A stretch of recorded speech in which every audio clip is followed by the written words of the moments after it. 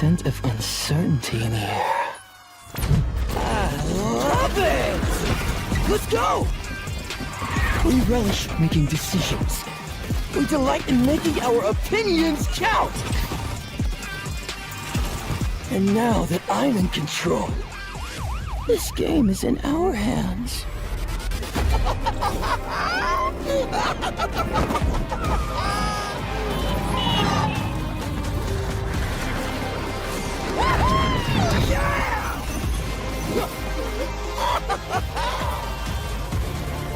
So, it's your call.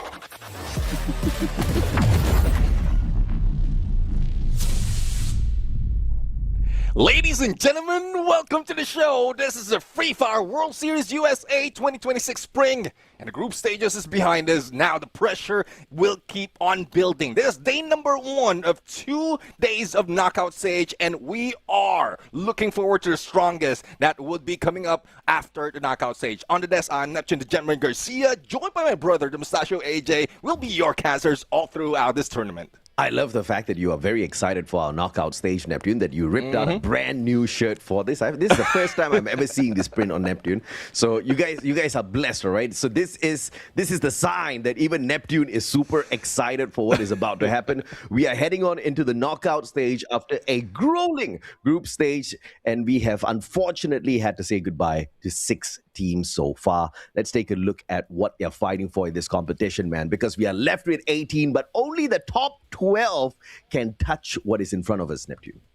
Yeah, definitely. I mean, the top 12 will be getting pieces of this prize pool, but one thing's for sure, the champion will be getting the biggest slice of this pie. That's $10,000 US and a ticket to the Esports World Cup, AJ. I cannot believe how quickly we are moving. Although it's crazy, because if you look at the history, right? If you look at all of the championships that we have so far, and we've got 2 champions so far. Now for it to be part of the Free Fire World Series brand and also the entry ticket into the Esports World Cup. Yeah, man, we are going big this time, right? And I'm looking forward to the global finals. But prelude. This is the preview to see exactly how the whole of the USA region will fare on a stage like that. Let's take a look at the tournament schedule as well.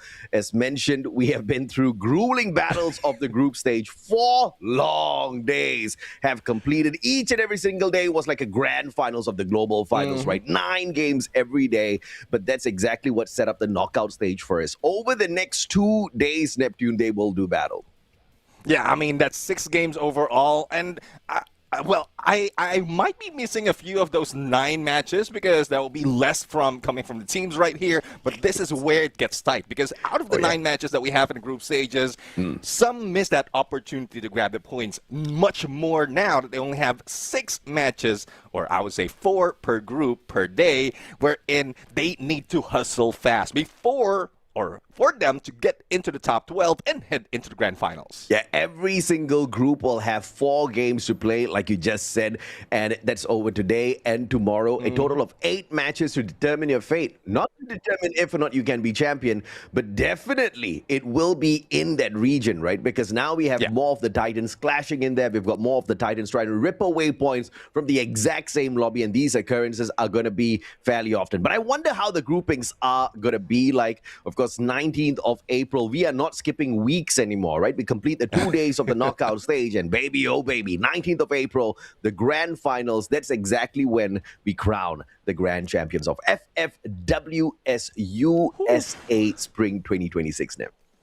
Yeah, definitely. I mean, we love to introduce everyone that will be participating here on the knockout stage, because so far, as you did mention earlier, 6 teams had to say goodbye, and fortunate for them, they're grayed out there at the bottom. We still have the top 18 from the group stages, and now we are still seeing the top 5 coming from the previous tournament joining us in knockout stage. And I guess this is just a prestige that they are showing. They are invited, they are participating here in the inaugural FFWS USA, and they want to bring it into the grand finals as well. Yeah, no doubt at all. They want to bring it into the grand finals. And I do have a sneaky feeling here that some of the teams just haven't shown us their very best just yet. And they're waiting for that opportunity. Not even in the knockout stage. I think even here, we might not see some of these squads go all out, right? Because it really doesn't matter where you stand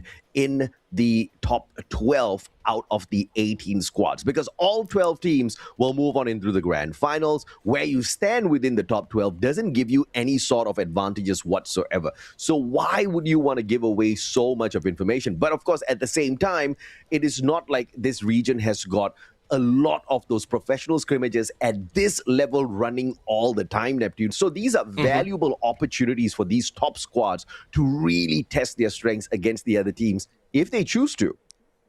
Yeah, well, I mean, that is the key word, choosing. Because if you choose to take that lead as well, compared to the other teams, and we've seen that in the first phase of our competition, group stages, wherein some teams just took the lead, grab all those points as much as possible in the early parts, so that they can rest easy and not show so much of those tactics. So let's see if that will happen once again in knockout stage. And again, it's just the top 12. The ones at the bottom that I'm worried about, top 4 most of the time, rather, bottom 4 most of the time, it gets grueling, especially for those who just caught up in the latter part of our group stages. Hopefully that doesn't happen in the knockout stage, but I doubt that the teams will let it go that easily. Yeah, absolutely, man. And, you know, you're talking about the bottom 4, Goat Esports, Red Eagle, Wireless Esports, as well as Fish and Tiger fell into that category when we were looking for the top 18. Well, they better not be anywhere in that region this time around as we look for the top 12. Let's take a look at the teams from Group A, Neptune, that have impressed us in here so far. And I definitely would say the team Gaviota stands out for sure. Yeah, definitely. I mean, the number of points that they've gathered, reaching 400 plus in the points in the lead against the previous champion, I would say, which is Bifex Esports. That says a lot already. Gaviota squad is one of the teams that has been introduced right here, but we know that they have studied so much of their opponents as well as themselves to be able to bring that much. But hopefully it's not just a group stage thing. It's not just a knockout stage thing. Hopefully we see that on the grand finals as well, where everyone is pulling out all their aces already in the game. Yeah, this is going to be a tortured group for Fish and Tiger. They look like they're going to have a tough time looking for points. I mean, the weakest teams here are Cartel Sir and Blue Cheese. And these guys can whoop your butt, right? So I am worried for Fish and Tiger. If they don't bring their best, these fishes are going to feel like they're a little bit out of the water by the end of today. But of course, thankfully, they've got another day of play tomorrow. But you don't really want to keep your opportunities waiting for the next day. Group A is going to be explosive, man. Like you mentioned, ECP Arrow in here as well. I'm looking forward to seeing exactly how many of those booyahs they pull for themselves this time around. Let's take a look at the next page. This is going to be Group B. Ladies and gentlemen, we've got 90 Bikini Esports. Vipex, like you mentioned earlier on, Vipex got that second place on our overall leaderboard. So this grouping looks dangerous as well, but not as intimidating, right? Because you've got Vipex and MIA Corp, who are the big point holders. And then you've got, you know, team like FSH, YLS, you've got MTV, as well as 90 Bikini Esports. Who would you think is the most dangerous ones apart from Vipex and MIA, Neptune? I mean, 90 Spaghetti halfway through the group stages, they just pop off. They just recovered so much that even those above them couldn't catch up to the points that they brought in and to that final day, especially in the group stages. So I guess this is a time where we might see 90 Spaghetti pop off a little bit too early. They don't want that to happen once again, wherein they are in the risk of relegation. And that's just a surprise. That's just an evolution of some of the teams right here. Now, Wireless, though, they are almost at the bottom in there, and that's another encouragement for them as well. Replicate what 90 Spaghetti has done so far, as well as the previously known Power Rangers, now Monterey Esports. I'm really looking forward. Hopefully the change of name would be a change of pace as well for the team of Group B. Let's bring over, though, Group C, and let's see who would be the contenders coming from this group. Yeah, I'm surprised it took them that long to change their name because, someone might have gotten a phone call saying, hey guys, now that you look like you can qualify, maybe you gotta love it, man. Monterey, I'm looking forward to seeing exactly how they power up later on. We've got O1 Esports for Group C, Gold Esports, we've got the Red Eagle in white, and then you've got Fuego in red, INV 5 stars. This one looks like we are gonna have some goat soup by the end of the day, cooked up by O1 Esports, because the other squads are big point holders, right? Surprisingly, Red Eagle, not one of the more dangerous squads. They're actually hanging down with the goats down somewhere in the survival zone. Yeah, that's one thing. I mean, even if this is the same Red Eagles that we've seen in the previous tournament of the USA, that they have that signature, and I'm sorry to say that is a signature that we're seeing coming from Red Eagles. They're not popping off that much. There's a little bit of inconsistency coming from them, but they are getting those booyahs. So hopefully they will be able to be consistent enough to stay in the top 3 or probably top 5 for each match, and then get those elimination in as well, because they can bring that booyah, which is important, especially in grand finals. Yeah, absolutely, man. Of course, I hope they, by some luck, get the Bermuda map later on, because that is exactly where they have performed so well. I mean, I think by leaps and bounds compared to the rest of the maps that they play on. Even the 2 booyahs that you mentioned for Red Eagle came off of the Bermuda, right? So it's going to be a little bit of a toss for Red Eagle here if we start off on a different map for them, which, of course, I am pretty curious about. How will the groups now sit in terms of matchup? Which maps will they play, Neptune? Oh, exciting stuff, man, for us to look forward to. 6 games, like you mentioned today, and we start off at Nexterra, head on into Bermuda for Game 2, Solara Kalahari for Game 3 and 4, Solara Purgatory for Games 5 and 6. Now, one thing that we're not indicating here is which groups will be playing, so please fill us in, Mr. Neptune. Yeah, I mean, groups would be for the first 2 games, that will be Group A and B, followed by Group A and C, and then B and C will follow for Game 5 and 6. So regardless of the 2 Solars that we have right here, it's a different set of groups that will be playing. So I would love to see how they make that adjustment later on. Yeah, man. I mean, groups B and C just means that Group A, filled with monsters, gets to sit down and watch which drop spot they would like to go, and perhaps pick on some of the other squads on later on, because you've got Nexterra Bermuda here, but thankfully we do not have those same maps repeating in here for games 3 and 4 when those guys come in. But later on, Solara Purgatory, when we do play it in games 5 and 6, we will see a little bit of these predatory movements coming out from these big teams, because once again, Neptune, we have clearly identified this, I guess, attitude here in FFWS USA. It doesn't mean anything to qualify. They want to qualify in style, my friend. Exactly. Well, let's see, if they can bring in the style, especially the booyah, because the point system will get us all those points. And as everyone is familiar with the point system, as AJ is familiar with my shirts, this would be the same.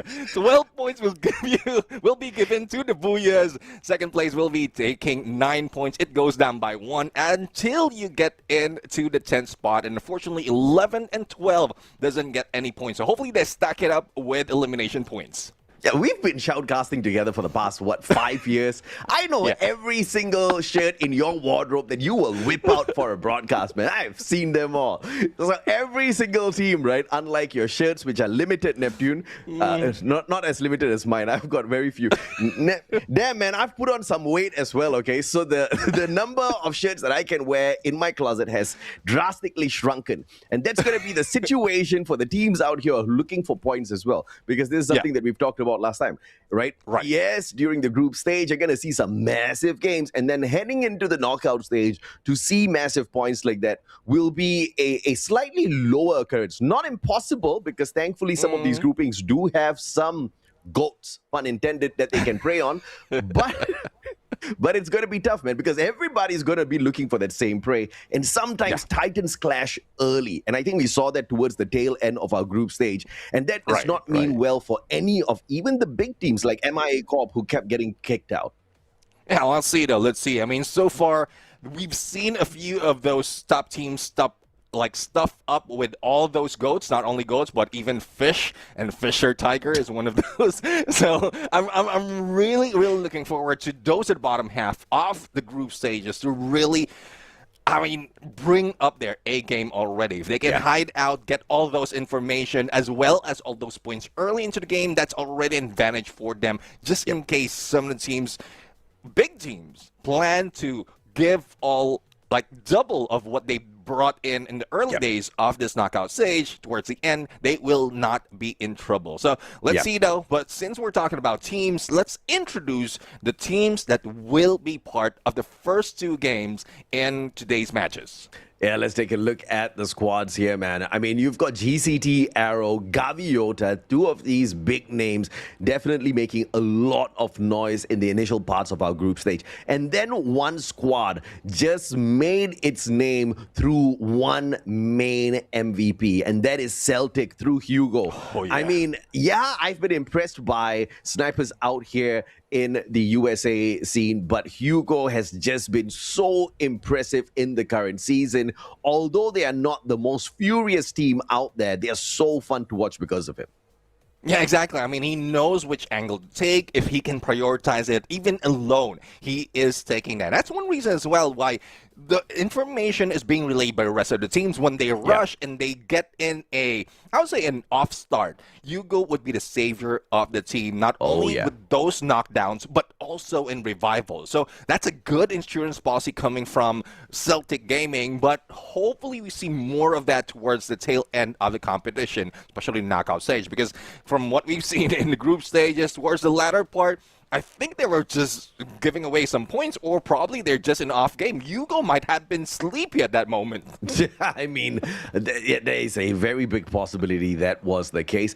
You've got Blue Cheese as well, one of those squads that were pretty deadly in the group stage. A very exciting squad to watch in the overall grand scheme of things, but they were on the 12th spot by the end of the group stage, which is not a very good sign if you're prepping to make that qualifier into the grand finals, because only the top 12 can get there. And if you're tethering on the very bottom, and if you're one of the top 12 teams who do not have a booyah to your name from the group stage, then you're definitely going to be challenged, right? Blue Cheese happens to be one of those teams. And apart from them, the other team that does not have a booyah in the top 12 is Cartel Sir. All of them inside this Group A. So many teams here who have proven a little bit out there, some squads who need to prove their worth in a little bit as well. And also, obviously, not just prove their worth, but get those precious points to qualify NEP, because not a lot of opportunities in the knockout stage here.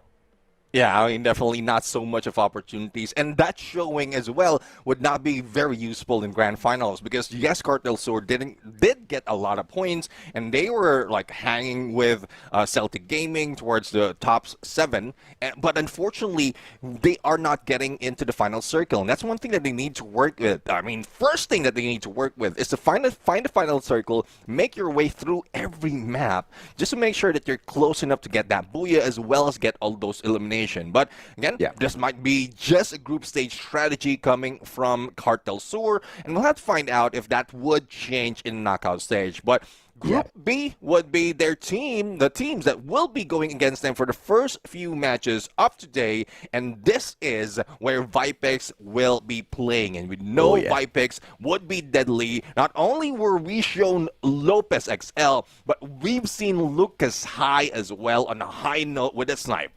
Dude, this is what I want. I want to see Gaviota. I want to see Vipex. I want to see teams like MIA in one lobby slugging it out. This is the knockout stage that we have all been looking forward to in terms of combination of groups. But unfortunately, there are some big teams in that Group C as well that will not be messing around in this first matchup. So that is obviously going to be a very big blessing by the grand scheme of things, right? Vipex, like you said, one of the deadly squads out there. 4 booyahs in the group stage, Neptune 242 eliminations, the second highest in the group stage. Very predatory squad, and they are enabled not just by their sniper, like what we see out of Celtic, right? Because yes, Lopez XL is very impressive. Yes, they have got another guy on standby, which is super impressive.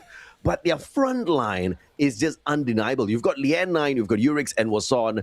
And usually, when these guys go on their aggressive run, it's a total wipeout on whoever they encounter. Yeah, I mean, we'll see if Vipex will still bring that on into the games, in today's matches. But one thing I'm looking forward to is Monterrey Esports really showing us their tenacity from what we've seen in the latter part of group stages. Flash Gaming. This esports is something that I would say surprises. In a flash, they are getting all those points, but also falling down, similar to what we've seen in YLS. So those adjustments, hopefully for the past days of the previous week or of this week, they have done so much of homework. We have seen so much of improvement from the previous week. So much more if they are going against some teams right here who would motivate them to put in so much of that A game. Yeah, absolutely, man. Monterrey Esports as well as YLS Esports, these two squads are just like GOAT and, Fish and Tiger. They are going to be the teams who are at the greatest challenge of looking for points, because we've highlighted the teams who are going to be dominating, and then we've highlighted the teams who are going to be challenged as well. So one great thing that I would need to see from these teams that are being challenged, Neptune, is the strategies, right? Because it's not necessary that a team that cannot get those elimination points cannot get to that final circle. I think the game is just developed in a way where you can find your way deep in and then try your luck in those final few circles. Because if you're a team that cannot engage very strongly, you do not want to be bumping into anybody at the start of these games. And by now, you should have been able to get a good read on the other squads. Yeah, and we've seen that from Vipex Esports. From beginning of the group stages, like they were laying low, and then that's when we see them on the final circle get a lot of elimination. They have plenty, like most of their resources, they have most of their skills. They're not engaging that much, and they're keeping distance, keeping tabs. And that's one thing that we see most of the time with teams with great snipers like Lopez XL. And then towards the latter part, wherein Lucas High has been introduced, is like, where has this guy been in the group stages? But I'm really loving that they still have that ace in the hole that they can bring in as a secret weapon against some of the teams right here with better snipers. And we're talking about better snipers like Fuego, who will not be part of this current group, but we know for a fact that when they are faced against each other, that would be something they can use against that team. Yeah, absolutely, man. I mean, you just look at Lucas High, you just look at Lopez, you wonder, right? Why aren't they playing both of them on the exact same roster instead of keeping one of the two snipers on standby, right? Because in this current meta, having those snipers on your side is a huge deal. But it seems like Vipex is just more comfortable having three on the front line and then one guy on the flank. And this has been the standard setup by many squads so far. I haven't seen any teams double down for a really serious double sniper setup. Of course, it is going to be fairly challenging on the front lines, Neptune, because if you don't have enough players to defend your final circle who are good with those M590s, then perhaps, getting those booyahs is going to be a little bit tougher. But the way I've seen these snipers play, man, CQC, they're still whipping out the VSK, and it's still hitting those headshots.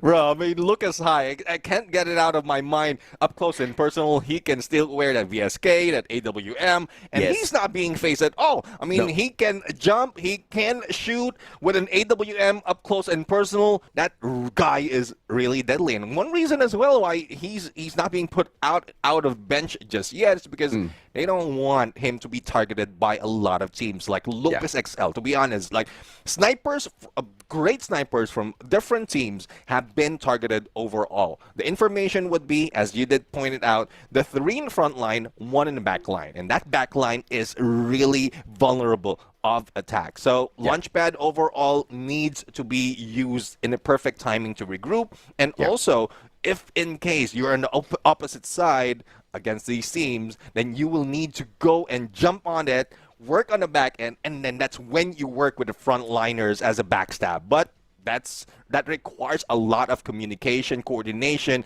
that only a few teams have shown us so far.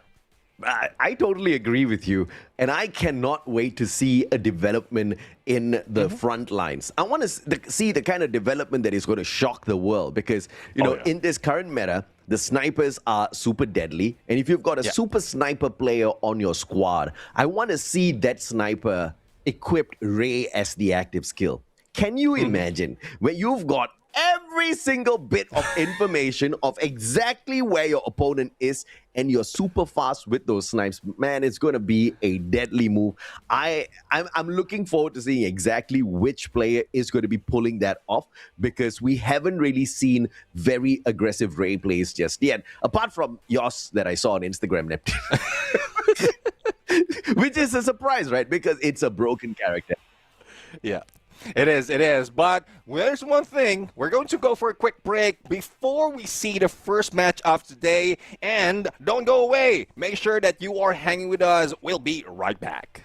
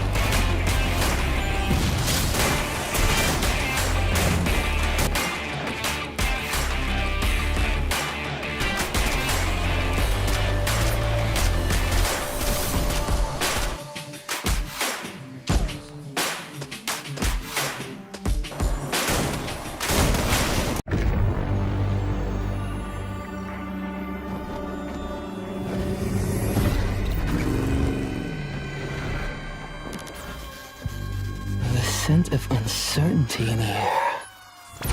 I love it! Let's go! We relish making decisions. We delight in making our opinions count. And now that I'm in control, this game is in our hands.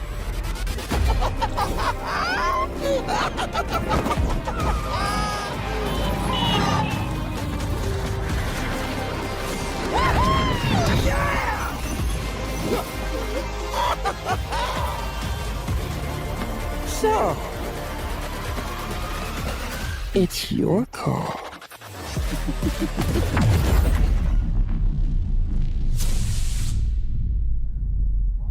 Ladies and gentlemen, welcome back to the show. This is the Free Fire World Series USA 2026 Spring, and apologies for the delay. We just want to make sure that everything is all set before we start our first match of today. Back in the desk, I am Neptune General Garcia, joined by my brother, the Mustachio AJ. It is going to be an exciting one. Game number one is about to kick off. We only have matches for the day. And you know what? I'm looking forward to game number one, man. Again, it's Group A, it's Group B. We've got some Titans in here. We've got some bottom dwellers. And in Nexterra, you know there are only a few that dominate here, Neptune.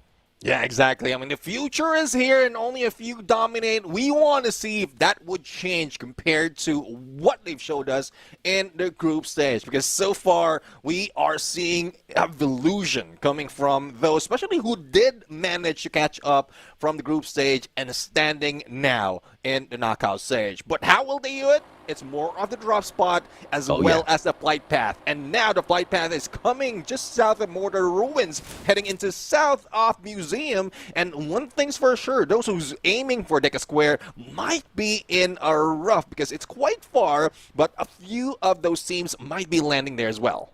And this is what we talked about, right? Where the Titans will clash. Because the top three teams on Nexterra is Celtic Gaming, Gaviota Squad, as well as MIA. With Celtic Gaming leading with 2 Booyahs to their name. This is going to be a clash of the Nexterra champs, man. The top three teams in Nexterra in this lobby fighting for that #1 spot. And Gaviota instantaneously going in for the Punisher. As a 1-for-1 trade happens, Gaviota, easy pickup, and the rest of the YLS players just backing away, trying to avoid the big encounter. And not really phase of YLS as Cryo Mine. And that's one thing that we are seeing from Gaviota Squad. The confidence that they have to go in this engagement, especially if they have the weapon. And earlier we're just seeing Mini Uzi because that is what's very useful up close and personal. But with the cord, as well as everything else that they have picked up in Intellect Center, it would be tough to go against them. But Kenny is not out just yet and did manage to revive Uelkis as well as J. Cole. So YLS is still in the game. Yeah, all thanks to the Morse, instant, invisible tactics, just running across the battlefield, looking for the survival, as well as some coins if he's lucky, managing to find enough for a double revival. But all of that action is not over just yet. Cartel Sir, Celtic Gaming, as well as Monterey getting into a little bit of a tussle here. Yeah, let's see now. I mean, Hack right now is in position to take down Zero, but he did back away. I'm not quite sure. I guess it's more of the information that they're just getting, finding out where the opponents will be coming in. But on the other side, we have Zero being taken down by Vega. So I guess that's one thing that they found out. They don't want to go for a third-party engagement just yet because they don't have the loot that they have to be able to go against a team like Cartel Sur or, if not, a few players from Monterey. So let's see if this will change a bit as we see Celtic Gaming jumping in on the same compound, and Hack might be hacked in half. Yeah, man, this is unfortunate here for Monterey, but good decision-making, right? They saw the opportunity, they could back away, and that's exactly what they chose to do. But unfortunately now, Hack left behind as the scout for the squad might just meet a unfortunate end very early on. But Cosmo finding a shot from afar off of that VSK. Hack now spotted by the Celtic Gaming players. Cartel Sir spotted by them as well. I mean, Celtic Gaming's winning big now. Early game, 6 elimination points in hand already. Yeah, definitely. I mean, this is a showing that Celtic Gaming has been giving us from group stages. Hopefully, this continues towards the tail end of this knockout stage. But we're seeing a lot of teams hanging in the southern side of this map. And this is the opportunity that Monterrey will be taking down the arrows, breaking them in half, and not even giving them any bow to pull in this fight. 6 eliminations, similar to what we've seen in Celtic Gaming, and most of this is being brought in by Cosmo.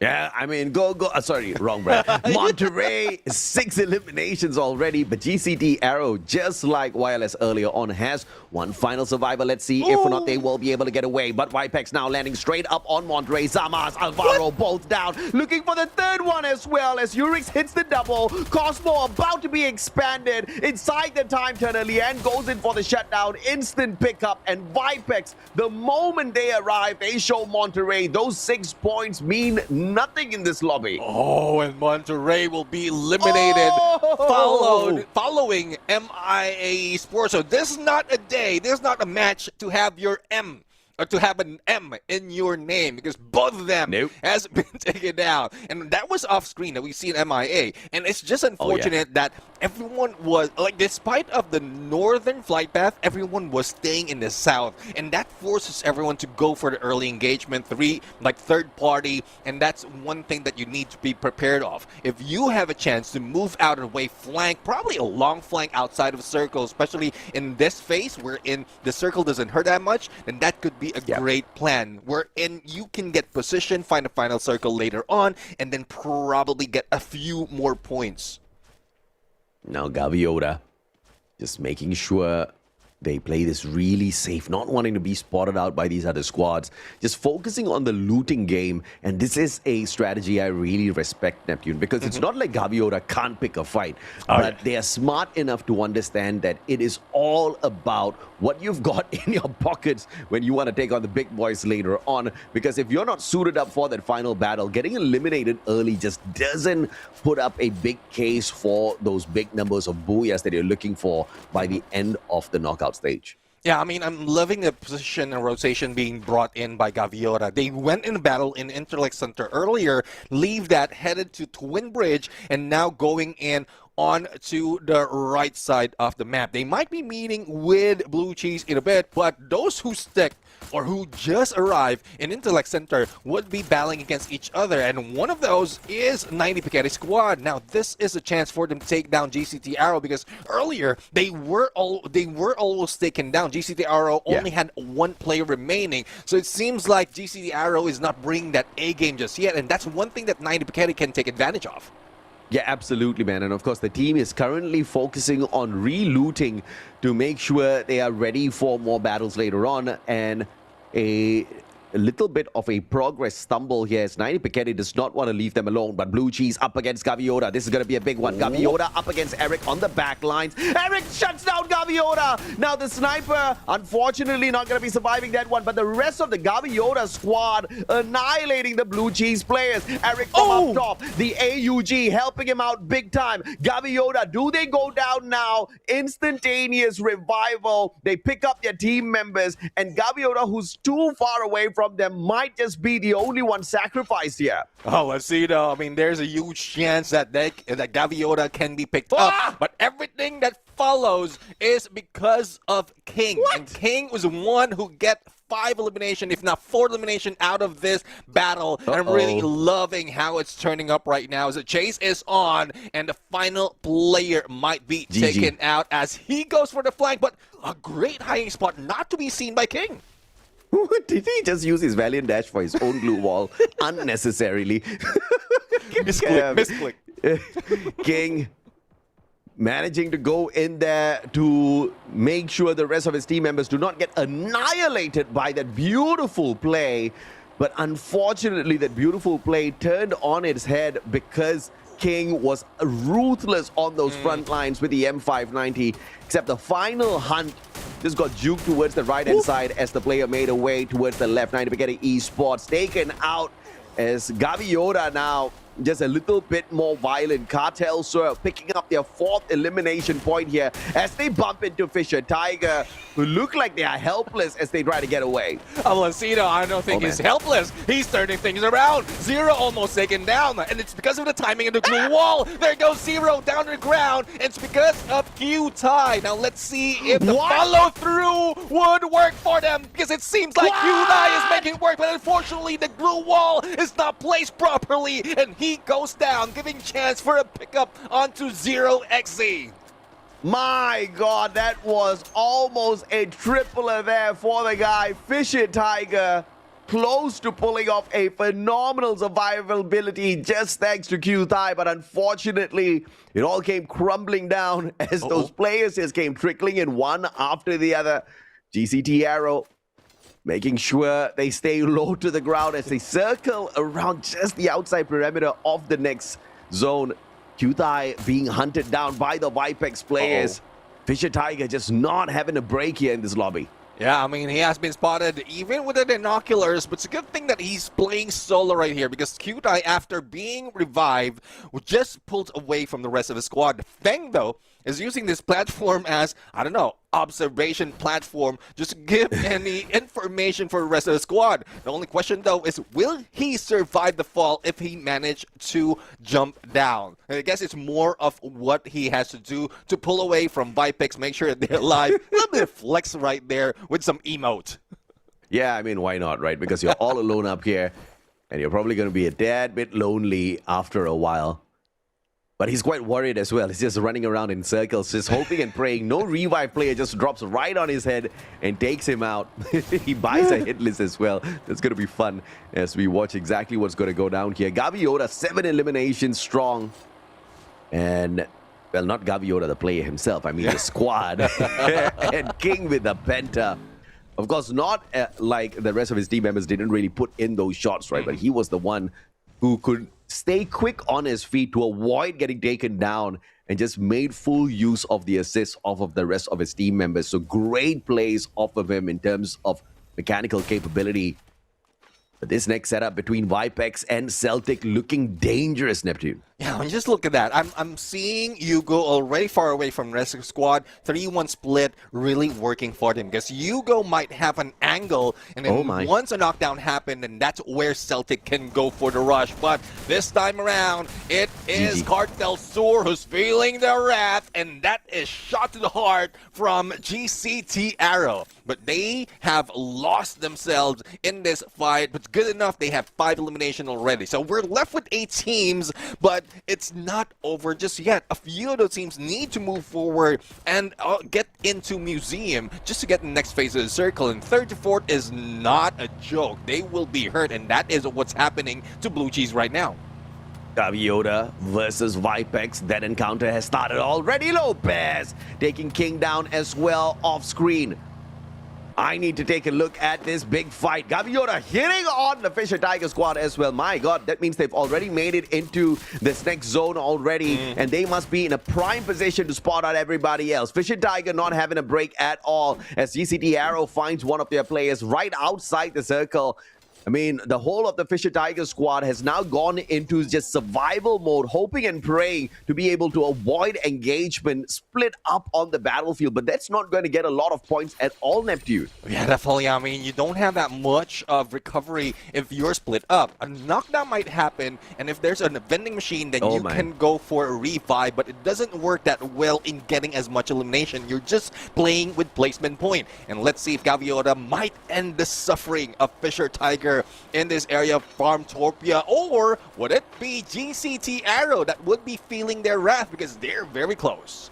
Yeah, man, GCT Arrow dropping by to say hello. 2 players spotted out already. What a scan coming on through. Faker shut down, but the pickup by Palmer could be a possibility here. The rest of the Gaviota squad looking for a little bit of cover. Brian keeping an eye on them. Gaviota on that lower ground. GCT cannot stay directly above them, but they've got a lot of space to play with here on the roof. Yeah, the disrespect by Vipex onto Celtic Gaming.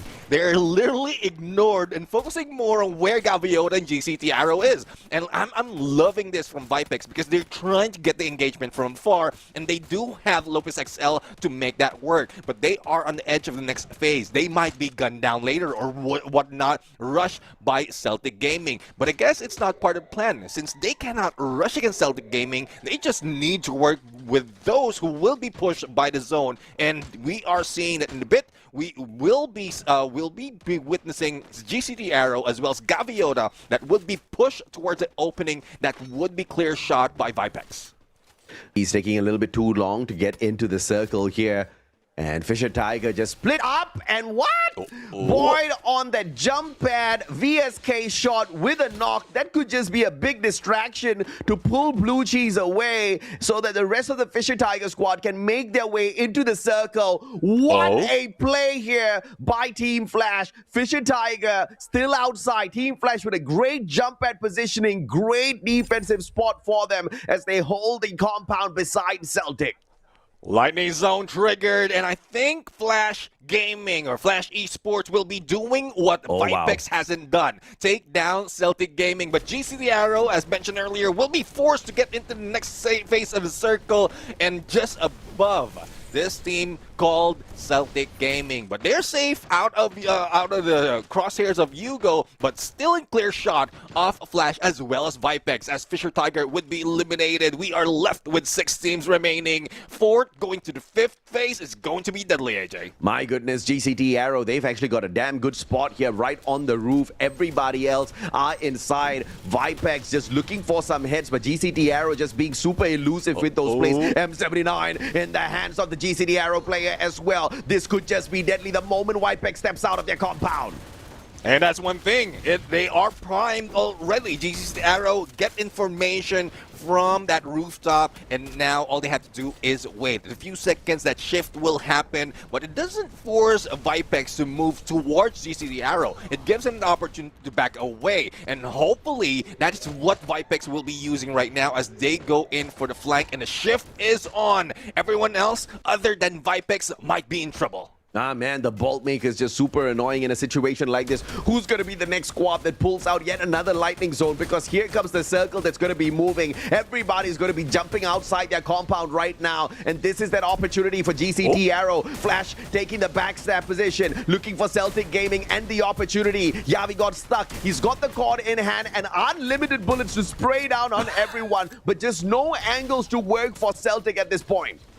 Yeah, I guess what Celtic's doing right now is they did trigger that Bolt Maker, and now force Flash to hide out just on the edge of that compound, blocking all of those players with those glue walls, and thus elimination has happened for Flash Gaming. Celtic Gaming with only Yavi God. Will he be able to survive and recover? The pickup has been done, but Blue's closing in. This might be trouble for Celtic right now. Yeah, man. Hugo and Vex down on the ground. Yavi God could not get to his buddies, and therefore just one squad left. There's one member left on that squad. GCT Arrow eliminated as well, as so many squads, 3 different teams took shots at them at the very same time. Just no point of survivability. What was a blessing with positioning turned to be an absolute horror as GCT Arrow got aimed at by everyone since they had the most advantageous spot in that particular zone. And now the final fight has begun. Celtic Gaming with the final survivor, and even he gets shut down. Yavi God could not go far.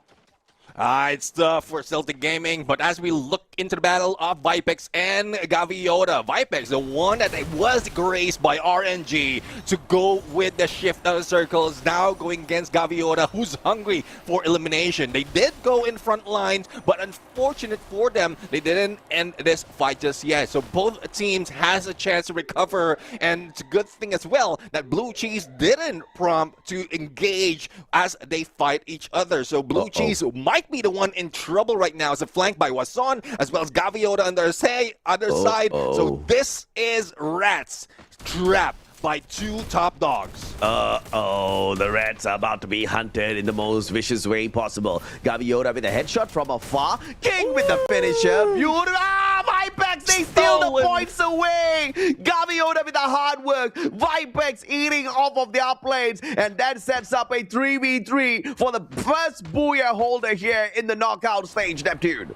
Oh, let's see though. I mean, spread out versus group tactic. This is what we're seeing right now. Even from the approach of Gaviota earlier, they are always in the group, and that might be trouble with nades being thrown at them. And it was Son in the backstab. Ow! There he goes, the takedown on low, and here comes a follow-up. Vipex might be bringing this, as Lopez and Urix will be safe, and Vipex will be getting the first booyah in this first match. Holy Lord, how do you anticipate that? Was Son the madman running outside of the final circle, tanking so much of damage, taking such a risky play just so that he could find the backstab, got 2 knocks with the M590, and that is what I'm talking about. Vipex, a deadly squad capable of annihilating everyone with those sniper plays, but prioritizing their front line because they know how crucial the end game is and how good those CQCs need to be, and Wason brings the fight, Neptune.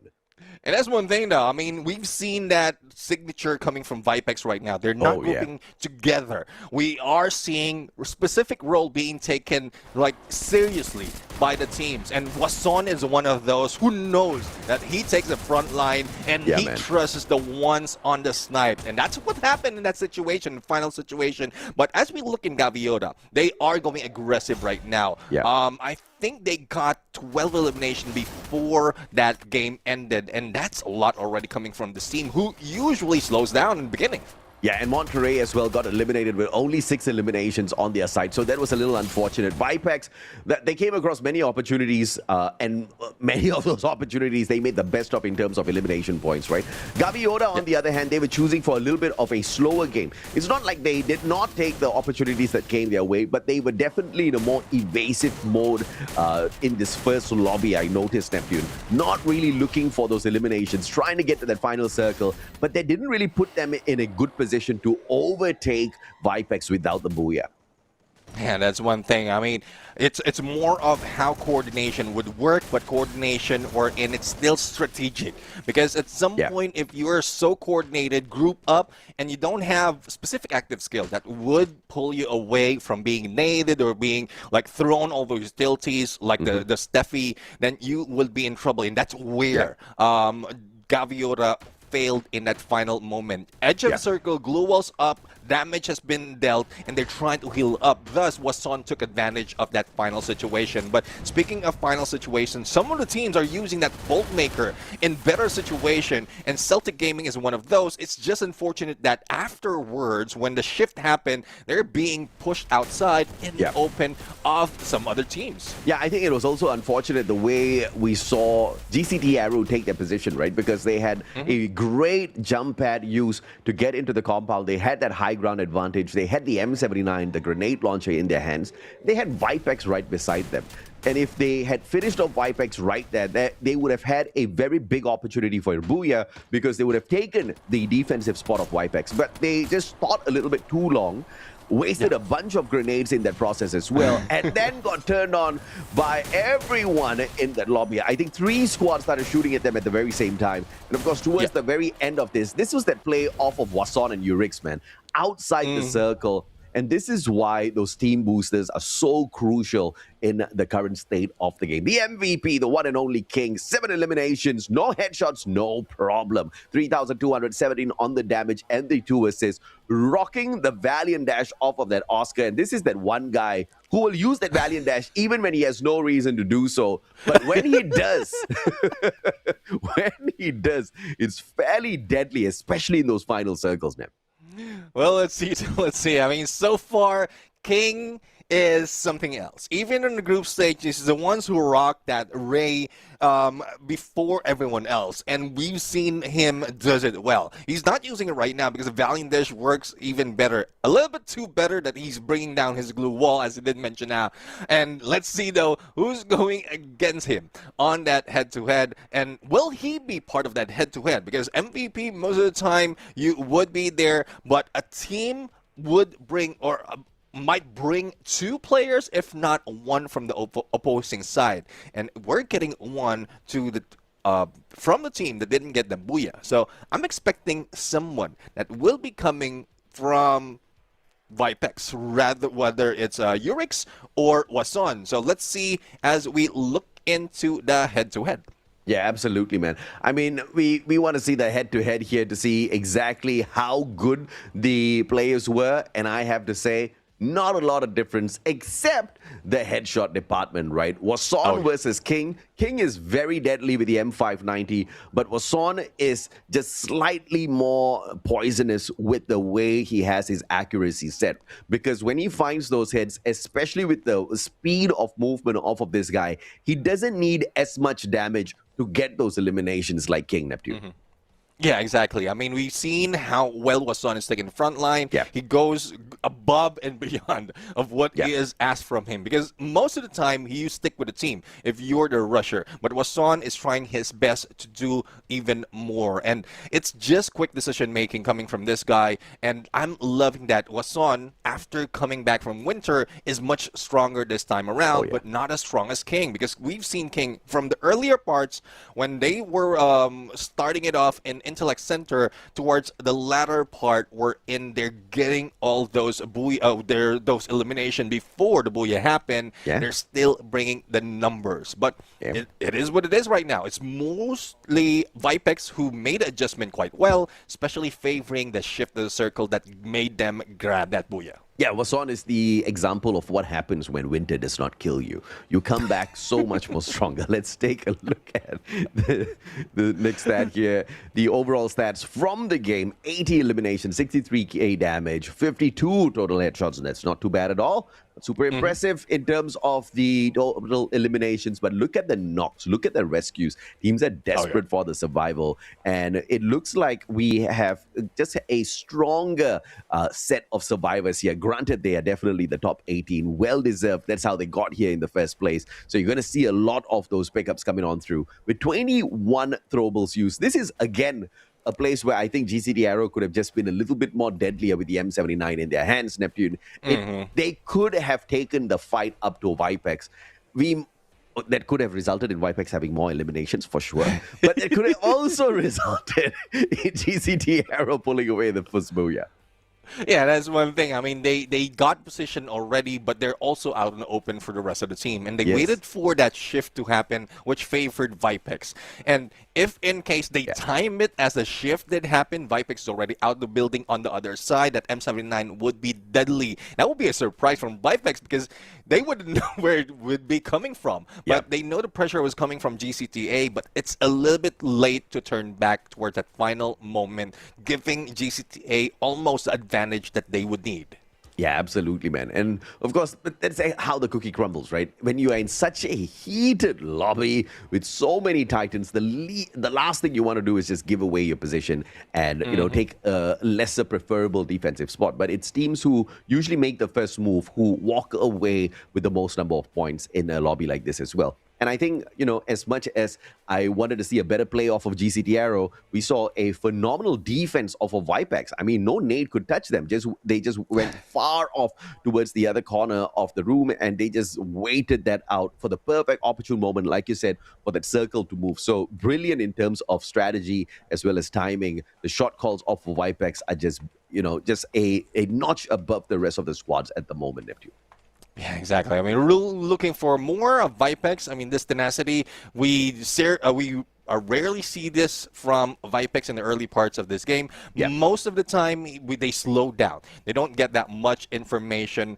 They only get much information, not elimination. But let's take a look, speaking of elimination, and how much these teams have grabbed in this first day of the knockout stage. 19 elimination. Well, 20 could have been better, but 31 in the beginning would be something else real difficult to catch up on for the rest of the teams. I mean, when you are on double digits in your 30s, and then you look at Cartel Sir on the opposite side with a single digit on 7 points, you know you are doing well already.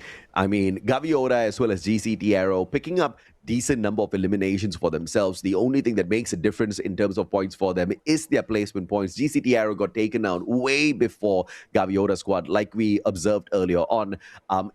But of course, that also puts GCT Arrow in the conversation a little bit more, because this is just one of those squads that can really farm this lobby. Celtic Gaming did not manage to play the fishing game well, though. Okay, they didn't really farm a lot of points out there. Slightly better than GCT in terms of their final placement point, but obviously this is just their first game. This is the warm-up game. I'm looking for more. MIA Corp will definitely argue that this was the warm-up game, man. You just wait for the next one.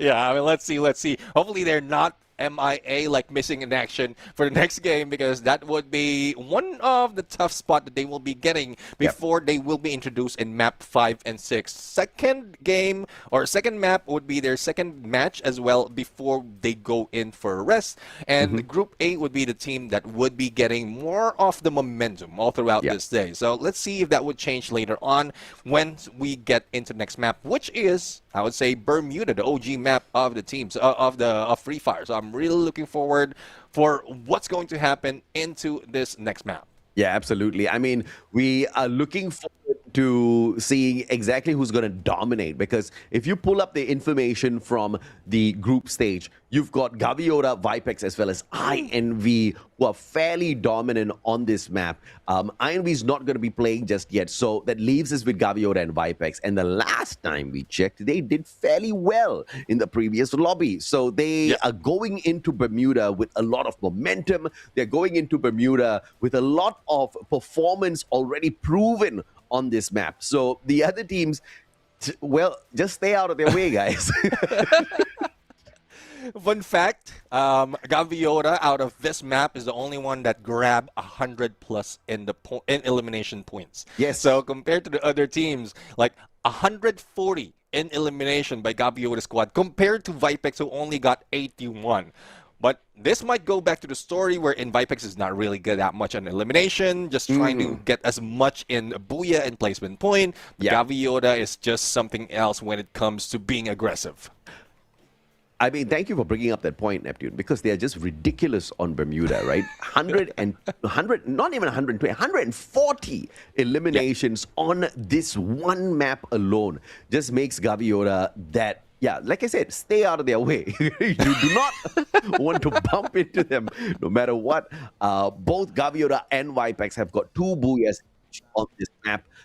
It's going to be a difficult one for the rest of the squads, unless, they luck out on a very, very decent hot drop against one of these 2 teams and they get the better guns first, and Gaviota gets nothing off the ground. Yeah, man, it's tough. Just avoid them, guys. To the next map we go. It's going to be Bermuda. Game number 2 of our knockout stage, day 1. Only 2 days of the knockout stage here. Not many opportunities. Only 4 games within a day for every single team. And by the end of it, we picked the top 12 to make it into the grand finals. All this happening within the next 3 days, Neptune. It's gotta be super exciting. Oh, definitely super exciting, as the teams will be coming in from Mars Electric, heading in onto the north, which is on the east side of Shipyard. Now, as we look in the flight right now, I think there's an early engagement that will be happening between a GCT Arrow as well as Monterey Esports on Sentosa, and also a battle in Mars Electric between Blue Cheese and 90 Piketty. So a lot of hot drops would be happening right now in the green grass of Free Fire, and I won't be surprised if there will be only a few teams by the end. Yeah, Wireless versus Flash, that's happening as well. We've got 3 super hot drops, and we haven't even seen all the teams take their final spots just yet. So do expect more of these numbers. And GCT Arrow getting cooked by Monterey very early on. And this is something I wasn't expecting at all. We're still looking at Blue Cheese versus 90 getting esports. No. We need to look at GCT Arrow versus Monterey. One more survivor. What is happening? Let's see now. I mean, there's a lot of engagement that will be happening all throughout, but the breakdown on those drop would be deadly. And I think that's what's happening with GCT Arrow! And GCT Arrow would be taken down, and Monterey would be the team to do it. But for Blue Cheese, they're also feeling the wrath of 90 Piketty. They almost lost the loan, but Riptide Rhythm coming from, I believe that is Dybala, but still saving the quarter. Monterey basically getting that super good, super lucky hot drop like we were talking about just before the match started off. And yeah, man, you got to be super lucky up against GCT Arrow regardless of who you are, because these guys are deadly. But early 4 points for Monterey off of that big squad. 90 Piketty Esports, on the other hand, just picking on some Blue Cheese. The lone just could not get away. 3 eliminations strong, looking for that final survivor. Was managed to get away, but not too far. Eric, this is the end, buddy. Yeah, I mean, Eric, similar to what we've seen in Nexterra, was a final guy going against Gaviota squad. But Sammy King says, no, you will be falling down with my plasma gun, and 90 Piketty showing up a little bit too early. Yeah, what's more embarrassing is he got taken down by a plasma gun of all things, all right? But Eric had no choice. I mean, Eric was just hiding behind there. He knew he had nothing on him. He can't really run away from the compound. He's just going to get shot in the back. So he just got shot in the face instead. And if it wasn't Sammy King, it would be a player flanking on from the right-hand side. I actually forgot exactly who was using Ray earlier, the broken skill. So even if you manage to knock down Sammy King, you're not going to get past that Ray. But now, speaking of Sammy King, here comes the hit list from MIA, hunting down 90 Piketty Esports, who are fresh off of a hunt of their own as well. Sammy King marked already. Kappa looking for the finisher, and he's going to find it. Josh Burr is the one who lands the final shot, but the rest of the squad is already peeled off on the other side. So great move coming from them, but that also moves one that tag for the hit list onto another player of 90 Piketty. But as we head into Flash by Ross, Uwelkis has been taken down, none other by Kevin, who is using that MAC-10, and you saw how quick that HP went down. It seems like he is on the slope, and YLS is on the rise. My goodness, now Flash only has 3 more survivors. They managed to disengage from this equation pretty instantaneously. Cartel Sir finding the players on the side of Fisher Tiger, but what they also find is Gaviota out of nowhere. Holy mama, how did this one happen? Fisher Tiger's like, guys, we don't know. We just got the hell out of there with a revival. There's one more Fisher Tiger survivor somewhere, and Cartel Sir just did not get to finish their work. Quippy gets a double revive, but it was Gaviota that won big time in the third party. Yeah, and that's one thing. Great movement comes from Gaviota, because you will be targeting Shipyard, Bullseye, and Graveyard. Those 3 spots does have potential of a revive, and that's where some of the teams usually camp. And YLS is one of those, but we've seen how well they get into recovery. But J. Cole right now, shot to the face against Monterey, and seems like Uwelkis will not be kissing their teams hello but goodbye, as they will be going down, and Monterey with 7 elimination. Yeah, Monterey just saying you can kiss something else as we get these points. 7 eliminations already. Monterey is looking absolutely fine. Cartel Sir on that revival. Fury just doing a lot for the squad. Man brought his squad back in, and also good enough to get a couple of knocks, but will he be able to face off against this next squad that's right in front of the Cartel Sor players inside of that weapons arsenal? Lian already knocked down. MIA becoming their super helper in this equation, finding the players of Vipex from the other side. Nyx just runs straight in, will get knocked down, but it's not them, it's Cartel Sor from the opposite side. Yeah, great position being taken by Cartel Sor. It's only Nature that's saving MIA right now as an arsenal for the side of Cartel Sor. They have better weapons and they have better precision, and it's good thing that the lightning zone might save them. But seems like MIA right now is feeling the wrath of Cartel Sur after Cartel Sur was almost eliminated earlier. Kappa trying to get away. But did you see Crippy? This guy, this monster, took the jump pad and took a position right behind MIA Corp. And like you said, MIA had no defenses except Mother Nature. They had to depend on the rest of their glue walls. With Crippy shooting them from the back, with Fury and Zero shooting them from the front, it was so difficult for them to survive. But Crippy just a little bit too much out of position, and Vipex takes advantage of that situation as well. MIA Corp backing away. Vipex and his Cartel Sur now outside the circle, trying to see exactly who gets kicked out first. Yeah, Wasan borrowing a launch pad, but that didn't work quite well.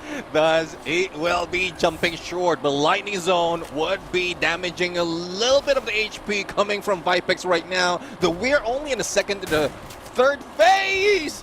We are seeing a little bit of pressure on Vipex, especially on their recovery, getting into the next phase. But I was surprised on how well Wasan managed to go and get that elimination, because when I thought that he will be hit by M79, we might have been seeing one more Vipex try and survive. Yeah, absolutely. And King now just slowing the pace down here with the rest of the squad. They get a binocular scan off of Katulistiwa and a confirmation that there is a player there, which means Gaviota is going to go hunting. They want that defensive spot for themselves, and they know that someone is lurking there. They do expect a little bit of a challenge. Celtic Gaming versus Flash versus Monterey, with 90 Paquetti watching this go down. I mean, that four-way battle could turn ugly instantaneously, Neptune.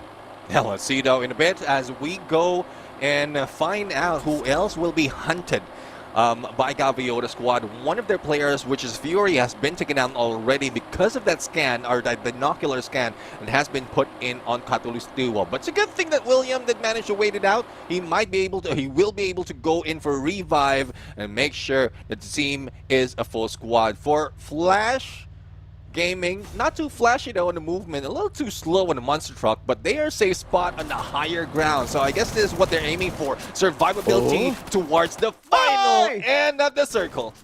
Crippy! How did Fisher Tiger allow Crippy to take that knock with the Mac 10 of all guns? My goodness me, they had a big opportunity, dropped the ball, and Crippy got a little bit lucky there. Just went in for the sustainability. He had the rate of fire, he had the bullets in his mag, and just walking around that glue wall for a freebie for Cartel Sur. 7 eliminations in already. In a decent spot for the next circle. The rest of the Fisher Tiger squad going up against Flash. Oh, let's see though, Flash, Kevin home alone, but here comes Rescue onto the other side. But Koi, not quite sure of the indecision that's happening to him. Thus, he has been pushed by Yushel. Only 2 remains on Fisher Tiger's side, Q-Tai and Feng. And Q-Tai will be forced to use that Valiant Dash, not against the glue wall, but against himself as he chases the next phase of the circle, giving more chance for the other player to move towards a vending machine. Yeah, Q-Tai thinks that he's a ninja. He wasn't spotted. But Jens is just looking at him from up top. There you go. That's a GG right there. I mean, poor guy had to use a Valiant Dash as well, thinking nobody is going to spot me if I run fast enough. As Jens watches everything happen from up top. I was thinking that he's also going the anime run with the hands behind his back as he tried to do so. But it's a good thing that Feng, or like Q-Tai, was a distraction, giving Feng that opportunity for a revive, if a revive can happen. Because at this point, 30 seconds in on third, going to the fourth phase of the circle, that will be deadly. And I'm not quite sure if they did manage to boost up or use that team booster to survive outside of blue, because a lot of teams has been doing so. But on the other side, we're seeing Monterey, who will be challenged by MIA, but is not expecting Vipex from behind. Well, I mean, Lian literally just running at Monterey at this point of time. No backup whatsoever. Just as I say that, Lian spotting out Cosmo, getting a couple of tags. Cosmo has got the VSK in hand. The rest of the players on the side of Vipex catching up with him, but MIA Corp is just going to spoil this party here for Vipex as they head on straight towards them. They spot out Monterey first, and now a little bit of eyes on Vipex as well. They've got that high ground and the boulder to work around it, and Vipex says, oh, nope, wrong fight. We are not taking this one. Well, Alvaro will be stuck in there between a rock, literally a rock, and two teams. Now, did manage to survive though, despite of being hit with a cryo mine. So Alvaro, well, he's not just a split anymore, but split up the enemy that he did manage to survive. 4 elimination from MIA Corp, and this time around, they're surviving even against a team like Vipex. Yeah, such a brilliant decision-making here for Vipex. And MIA just choosing to not commit because they know better. In a lobby like this, you do not go chasing after a couple of points because you can lose your spot. And, of course, 10 teams available in the lobby at that point of time. And now down to just 9. YLS taken out as well with 5 points, 5 eliminations in hand, as the rest of the teams look for a better spot within the circle. Flash getting in as well, and all clear for Flash. All clear indeed. Only a few compounds to work with, but they are in the middle of the next phase. I'm really loving decision making as well as the strategy coming from Flash Gaming right now, or Flash Esports, because they're doing quite well. Just on the edge wherein they can recover, they can wait for it, and they're outside the Bolt Maker. Now, let's see though if Fisher Tiger can survive. Unfortunately, Feng, despite of all the effort of trying to live outside the blue, was taken out at the moment he steps in. Well, this is Vipex. Challenge, but Lian turns things around with the Mag 7. Can Lian now get dropped? My God, he does not. MV King down on the ground. Sammy King, final opportunity, spots out Lopez. And knocks him down as well. Big play. Urix comes back on through, going for the pickup instead. Sammy King knocks down Urix as well. Sammy King on a run off his life, but the circle is getting the damage in as well. Sammy King, desperation now, but Vipex focusing on the pickup, recovering. Wasson now with the backstab. Sammy King putting a little bit of distance here. M24. And the domination potential out of him is just brilliant, but Vipex survives this thanks to the vending machine. That could have been a clutch with an M24 coming from Samu King, and that was something else. And we thought we've seen great snipers already, but let's see on how this works. A potentially backstab, or probably a revive for the rest of the squad. 1v2 situation. No one is dropping in just yet, but someone went in from behind. Here comes the M79, miss him by this much. And let's see if they can finish it off before going in for a revive. Unfortunately, 90 Piketty is out. 90 Piketty was doing so well until Urix happened. The guy just refused to go down, and instead of going in for the ego challenge, he made sure he picked up his team members first. But, you know, valiant effort there. Unfortunate for Savvy King, just could not get the job done. He was getting the knocks, Neptune, but just not the eliminations. And Vipex just focusing on the defensive plays, picking up their members, and now taking the backstab position as well, finding MIA and dropping them as the moment as they spot them out there. Nick's already tagged, but looking for that recovery as Kappa tries to equalize with the Mag 7, gets one shot in, but no recovery onto his team member. Time Turner had to be pulled just so he can stay alive. Yeah, that's unfortunate. I mean, they tried to use that glue wall for a save, but let's see if they can be saved, because it seems like Lopez XL's the only one remaining, but Lopez XL did manage to go for a clutch, and MIA now really is missing in action. But the Blues closing in, and the next phase is quite far, and Vipex might be losing out on a few more players. I mean, when you expect them to step up, they step up. These players on the side of Vipex, everyone's got the clutch gene in them, and Lopez XL save the squad, but Gaviota not gonna allow them to go any further as low with the Car 98 spots out Lopez, a flying Lopez, and they shot the fly out of the sky. Wasson's gonna be spotted out as well. Flash trying to take advantage of the situation. Wasson now just eats a couple of ice grenades and eliminated by King at the end of it. Gaviota going, looking for that booyah, but Celtic still dangerous on the opposite end. Flash will be the next victim here for Gaviota as it looks. A little bit of revenge coming from Gaviota onto Vipex, and seems like with the remaining team, especially with the number of players of Celtic Gaming has, it's not so much of a challenge against Gaviota. And you can see this might be the strong point as well as the same weak point of Gaviota. They stick together this much towards the end, but it's a good thing that there's not so much of contention. Even grenades is not working against them, and Hugo has been taken down from the other side by Uziel.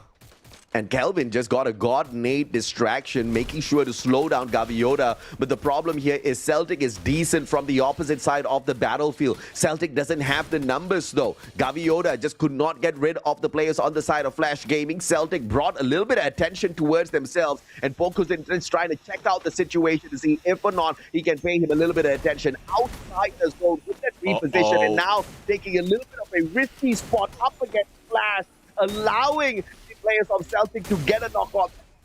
And that's one thing, Gaviota could have taken that advantage already. Celtic Gaming is now putting so much pressure and distraction that can be taken by Flash Esports right now. And Gaviota seems like that Booyah is pulling away from them as Flash Esports gets this one.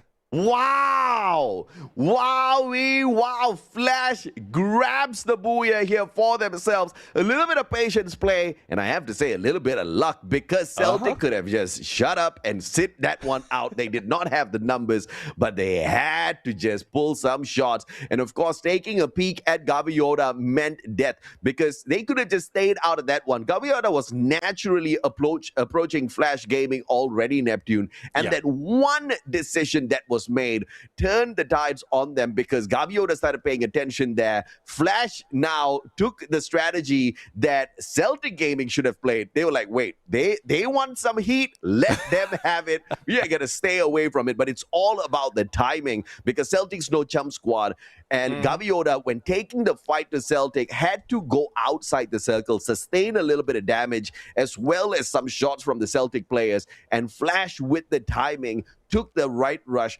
and they earned themselves a brilliant booyah.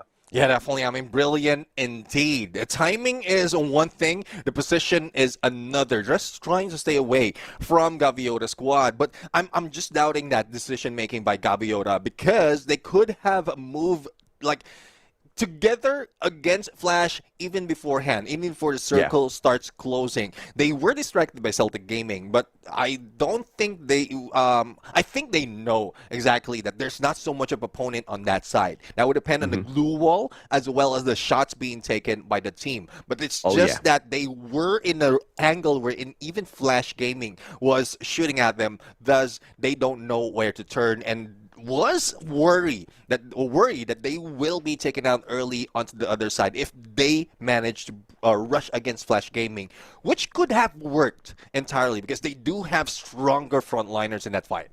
Yeah, no doubt at all. Of course, Gaviota getting their revenge onto Vipex as well in the overall grand scheme of things. We cannot forget the impact that Gaviota had in the fight overall, right? Because King, as usual, was a menace for the squad, just grabbing those big numbers. And the moment the Vipex players came flying on, and they just jumped into action to look for the finisher, regardless of whoever it is. And unfortunately, that led to a accidental revenge play in that final circle there. Yeah, definitely. Revenge that they really want, but they wasn't able to pull off that Puya. So it was still a revenge wasted for Gaviota at that point. But looking at the other teams, I mean, MIA Corp is quite different this time around. They put in a few more of elimination compared to the earlier parts, and they were the threat for some of the teams, but it's only some, not everyone, because they are still being gunned down. But the decision-making that happened between Vipex and MIA, they did point out that Vipex was quite smart to pull away, because they don't want to be distracted by a third party, and that's where some of the teams don't want to happen. But this point is where MIA was taking advantage of that, but it's Cartel Sur who managed to bring them down. But still, Vipex was not wiped out in the situation. They went in there for the revivals. They went in there for the recovery play. They were back in it. They found their own personal revenge after that. They picked up decent numbers of eliminations, just not as massive as that first game where they scored their booyah, right? So this is still going to keep Vipex in a pretty decent spot on the overall leaderboard. It's just going to be a little bit of a challenge here for MIA to start climbing now, Neptune, because, you know, 2 opportunities they've been given, and unfortunately, both have been a tad bit of a blunder. Like you said, MIA not showing up in a similar fashion here at the opening of the knockout stage. And hopefully the rest for the next 2 maps would help MIA and the rest of those in Group B, because they will be able to, I would say, prioritize on studying their opponents, because we are going to see Solara and Kalahari, and then when they are introduced, Solara would be part of that mix. So that's something that they can take advantage of later on. But waiting for that final moment will just be a little bit too late. Wasted opportunity, I would say. But if they could have not been aggressive, waited for final circles to happen, get in there, get the placement point before grabbing elimination, they might be able to replicate what Vipex has been doing overall. Yeah, absolutely, man. Right, just taking advantage of the right challenges here. Seeing that Celtic were on the opposite side of the battlefield, they didn't really have to interfere that much. Just a few shots gave them that elimination. But speaking of the king from Gaviota earlier, he is your MVP holder. 10 eliminations, 3 headshots, 3 assists, 3,522 on the damage, showing that, hey, bro, you know what? Wasan can get the headshots. I can get the headshots too of the M590. You know, crazy good Valiant Dash player off of that Oscar. And it seems to be the standard build for him as of this point of time, right? Yeah. Nikita, you have got the Joseph and the J Beebs there as well for that extra untouchability out there.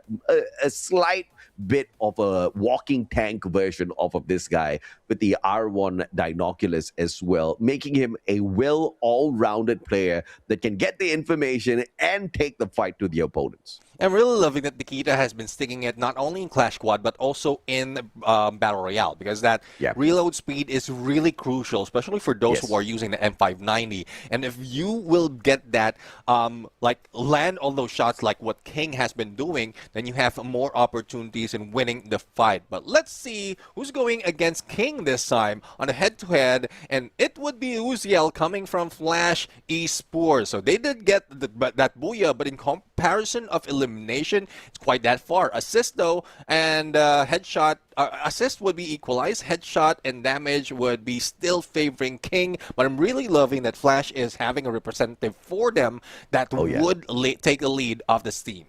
Yeah, well, welcome to the big leagues, Uziel. I mean, I don't think we've seen a lot of highlights for Flash in the group stage, and this is that one opportunity that they're not letting it go here for themselves, right? In the group stage, they do have one booyah for themselves, but they were pretty low down that leaderboard as far as the top 12 is concerned. But if they keep this play up, being in, you know, maybe the top 3 spots isn't going to be an impossible thing here for Flash, because 2 games in a row, I've seen consistent performance. And my consistent performance just means more than 12 points, right? I'm not looking for crazy big points like Vipex getting those 30-plus bombers out there. If you're getting an average of 12 points, it's a good deal already. But Flash Virus also made it a tad bit better by grabbing that booyah as well. Are they going to keep this up consistently, though? That's, of course, the biggest question.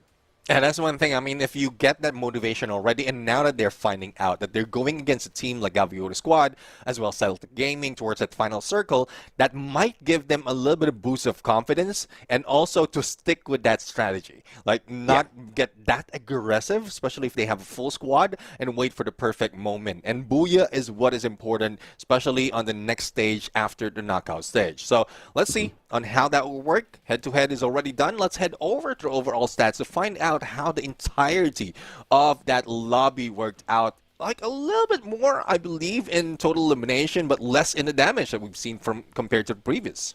Yeah, slightly more rescues, less knocks, like you said, Neptune. Not as many. I obviously want to see more than 100 eliminations in every single game. I'm a greedy boy, but more action, more fun, right? But Gaviota hitting the most number of eliminations this time around, and this is what you also want to see from one of these big squads out there. Yeah, no booyah in the 2 games for Gaviota. They've been prevented twice now, and I don't think they're too happy about that. But if they keep up the sandbagging through those elimination points, I think there's nothing for them to sweat at the end of the day, because it has to be mentioned at this point, once again, we are only looking for the top 12. It doesn't matter where you sit in the top 12, but Gaviota just wants the number 1 spot, of course. Yeah, I mean they're one, like as I call them, one of those sore losers who doesn't want to let go of the number 1 spot, especially as they ended the group stage on a very high note. So let's see if there's a chance for them to probably recover, because it will be a different group overall in map 3 and 4. But let's take a look at the stat of the numbers that we had from the previous game. And Flash Gaming rather has grabbed 28 points, 16 elimination, but Gaviota still got more. I just said average of 12 points, and I'm happy off of Flash. But this is 12 points, obviously off of the placement. But I was not expecting to see 16 eliminations there. This is a big, massive game for Flash. I mean, if they can keep, up even 80% of this for the rest of the fight here in the knockout stage, they are going to be in a really good spot in the grand finals. Gaviota in the second spot. Consistency is key here, and Vipex showing that they can be consistent as well. Cartel serve with a big improvement from the 7 points that they saw in that first match here, Neptune. Monterey also getting a little bit more for themselves. MIA Corp, early exit, but not too bad this time around. They got a total of 12 points. On the right-hand side, you see GCT Arrow this time. Unfortunate elimination very early on by whom? Monterey Esports themselves, right? On this recovery play, Monterey has just proved that it's not just that hot drop that they were hot on. They were really hot on this Bermuda map. So it's good to see that off of Monterey. Yeah, I mean, Monterey, I'm really loving that they're moving up this time around. 6 from the previous, 12 on this one, but not as much as Flash Gaming. Flash Esports was more than doubled from what they've grabbed in that Nexterra map. So I'm really loving, and I'm loving the averages as well coming from Flash, because I believe it's around the 20 per match they have already. So if this is a good start coming from Flash, what more for the top dogs that will be introduced later on? But let's take a look at the overall standings to see those numbers. I thought Flash was going to get in the top 3 like by the end of the day. Okay, I did not know they would be in the top.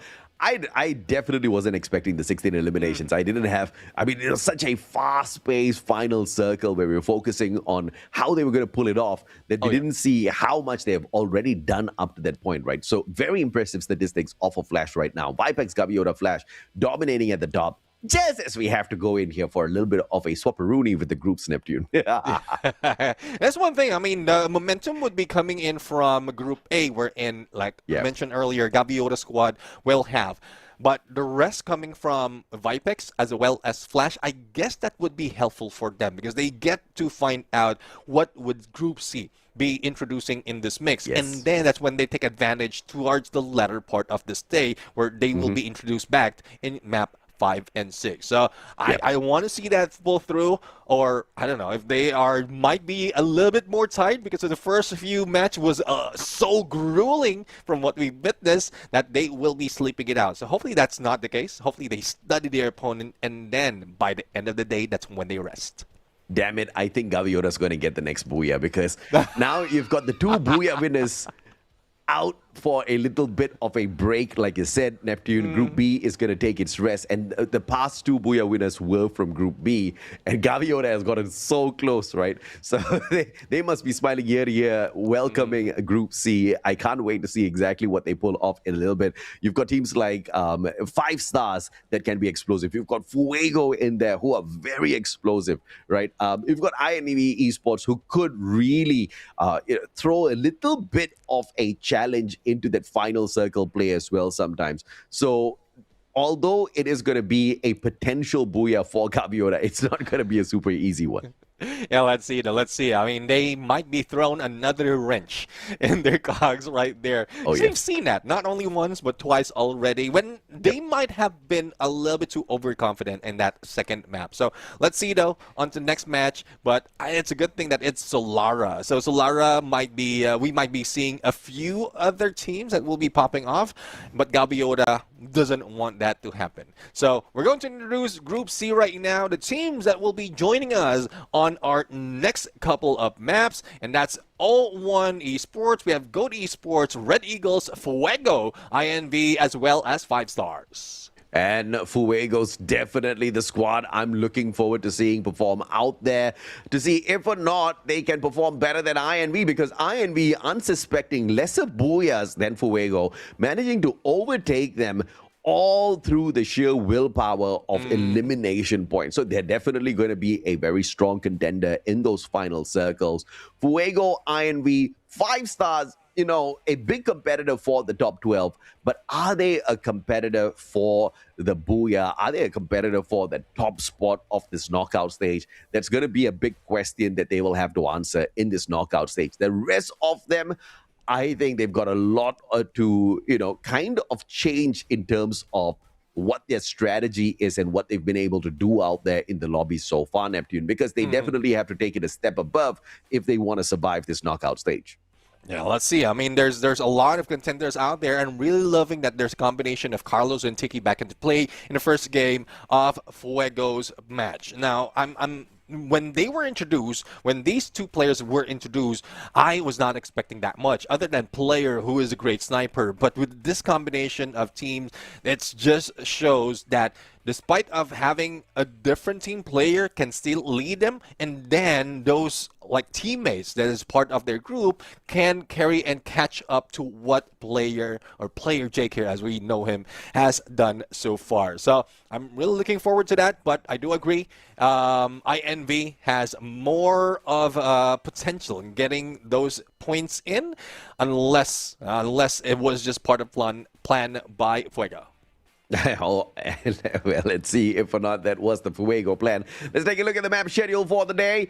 Just for a little bit of refresher, we are done with the first 2 games. And off to game number 3, we go the battle between groups A and C. Group B will be taking its rest. So for 2 games, Group B gets to check out exactly what they need to anticipate out of Solara in a little bit, Neptune. Yeah, I mean, I'm really looking forward to Solara right now. Again, as we look in out of the current situation, Vipex is leading MIA as well as Fuego. But Vipex and MIA, I believe, will not, or will they be part of this? Let me quickly check. So Vipex and MIA will not be part of this grouping for the moment. So it's Fuego who's taking the lead right now on this Solara map. So I'm really looking forward to someone else stepping into the podium and taking it away from Fuego. Otherwise, Fuego will be taking that reign. Yeah, man, dude, you're talking about Fuego. I'm talking about Gaviota. And I understand exactly where you're coming from, because on this one particular Solara map, Gaviota squad has not been the best performer. But you're also looking at momentum. You're also looking at the fact that they've been denied twice already, and they are hot. And this is going to be the very first game that we see, this team kind of jumping on into looking for the Booyah here for themselves. So it's definitely going to be a little bit of a challenge for Fuego. But they also might have been able to see some weak points in their opponent's Gaviota squad, and they might know what to anticipate in this next matchup for Solara. Obviously, that is a wild guess from my side, right? Because if I had to take a bet, Neptune, you know exactly who I'm going to bet on. Yeah, that's one thing. I mean, it's a double-edged sword for Gaviota squad. It like the frustration that they have out of not getting that Booyah in the first 2 match might be eating at them. Especially in this part, wherein Fuego would be standing in there a little bit too fresh because they haven't stepped into battle just yet, and they just witness who they can take, and that's Gaviota. If they know exactly, like, if they know how the mindset of Gaviota has been done, especially with the group stages wherein they've met them so many times, then they might see a pattern, and you called it out. Something that they might be using as an advantage against Gaviota squad, and Fuego might be grabbing that Booyah. Absolutely. And remember, in the group stage, we saw a little bit of an ego challenge for Gaviota's squad. They wanted to desperately catch up with the number of booyahs Fuego had. Fuego did not have the same number of eliminations as them, and they were far away from them on the overall leaderboard. But Gaviota was just tickled that Fuego had more. They wanted it. They got close enough, but they were trying for it a little bit too late in the group stage. I think if they hustled a little bit earlier, obviously they might be able to get there.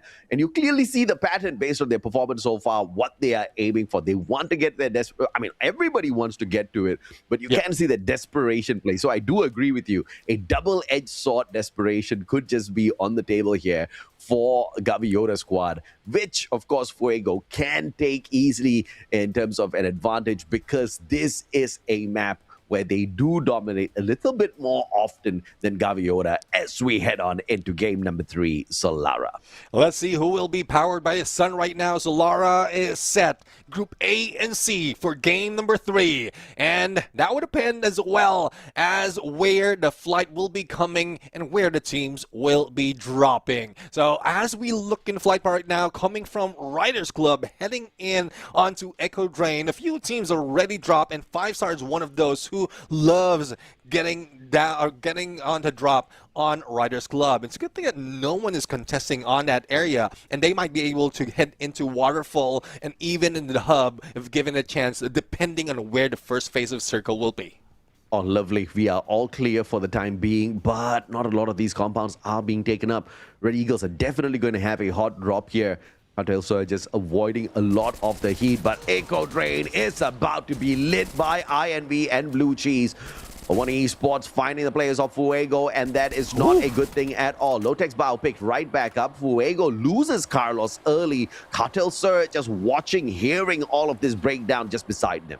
And that's one thing, I mean, the rest of Fuego is in Funfair, so there's a revive that might be happening. As we head over to the 2Gs that is in Delta Isle, it's GV, or Gaviota Squad, going against GOAT, or GOAT Esports. Now, Locks right now might be meeting up with Gaviota on the other side, but they managed to pull away. King right now is just loading up, but didn't get a clear shot. Shield gun will be used right now. Huge damage has been done, but will he be able to survive with the Valiant Dash? Did manage to go for a break as well as a knockdown.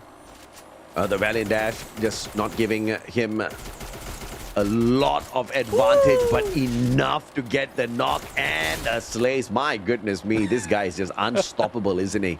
King getting those shots in. Pokers in, of course, with a great assist for that elimination, and of course, King giving him that assist right back, as well as the double team gets Gaviota a great big advantage. Hit list now called.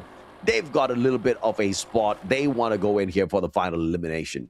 Yeah, I mean, Cartelsur was in there who was about to go in for a rush, but the gunshots started and they pull away. But the hit list spots them and they might be catching up in a bit, but still quite a long journey for them to be able to catch up on Cartelsur. Now, let's see if the next phase would be favorable for the rest of the squad, as GCT Arrow has lost one of their players, has been revived, but on the other side, it's INV going against Fisher Tiger, and we're only seeing Minor right now going against a full squad of Fisher Tiger. That's not looking good.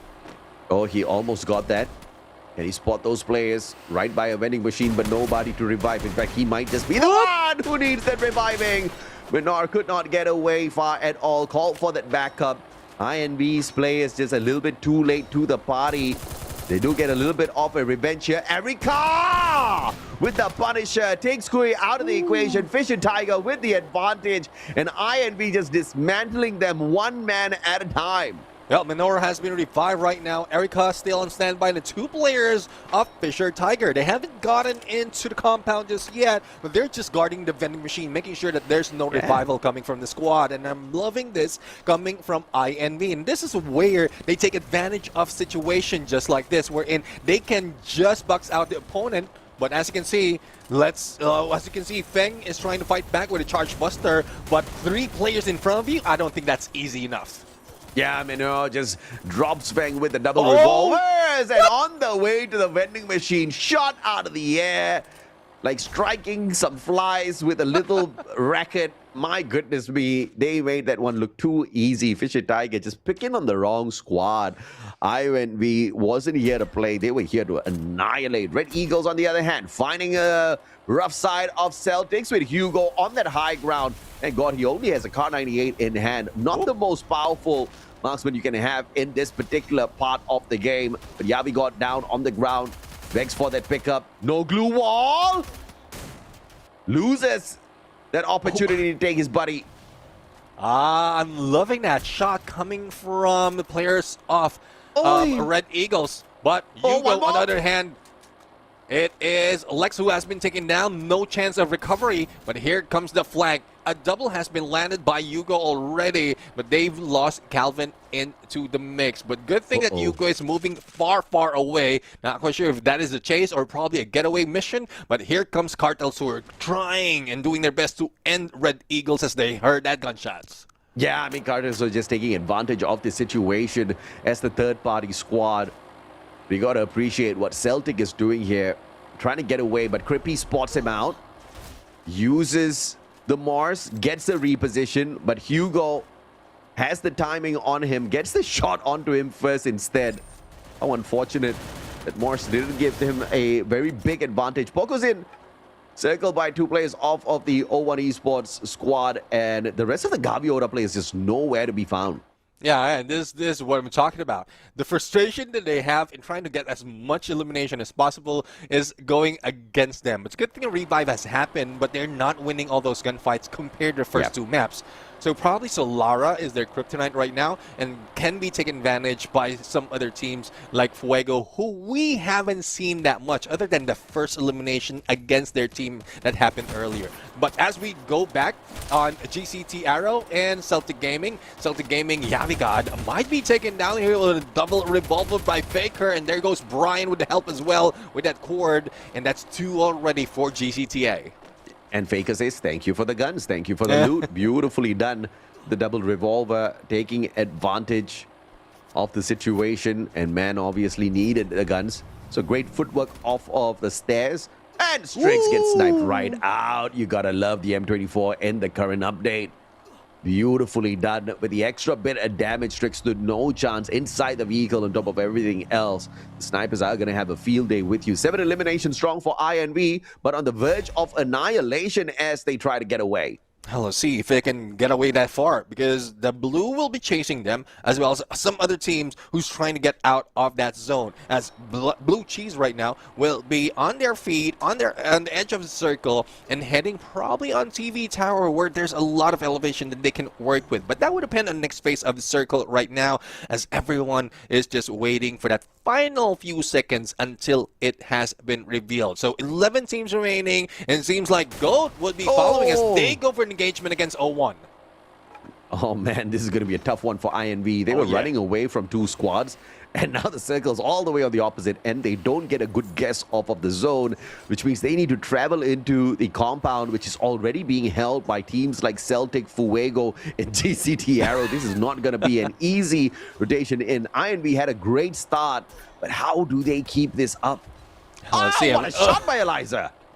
Eliza, the one who often survived for GOAT Esports, but going against O1, it's a good thing that they managed to pull away, because the blue will be chasing them in a bit, and they need to get in position. But a little bit of revenge mission by Red Eagles against Cardinal Sur, and if you remember earlier, they're the ones being targeted by Cardinal Sur, won that 3-way battle that happened earlier in Eco Drain. Now 7 elimination being taken by the White Red Eagles. White Red Eagles indeed. Cartel Sir says, nope, hasta la vista, baby. Blue Cheese, on the other hand, finding a few opportunities here in O1 Esports. They take the first knock. Valiant Dash. Oh, Valiant Dash beats another Valiant Dash, both missing the players. But it doesn't matter. Those glue walls got rid of instantaneously. The XM8 will get him the knock. Beautifully done here by the Blue Cheese squad outside the circle. No problem at all as they farm these points successfully, eliminating Cartel Sir.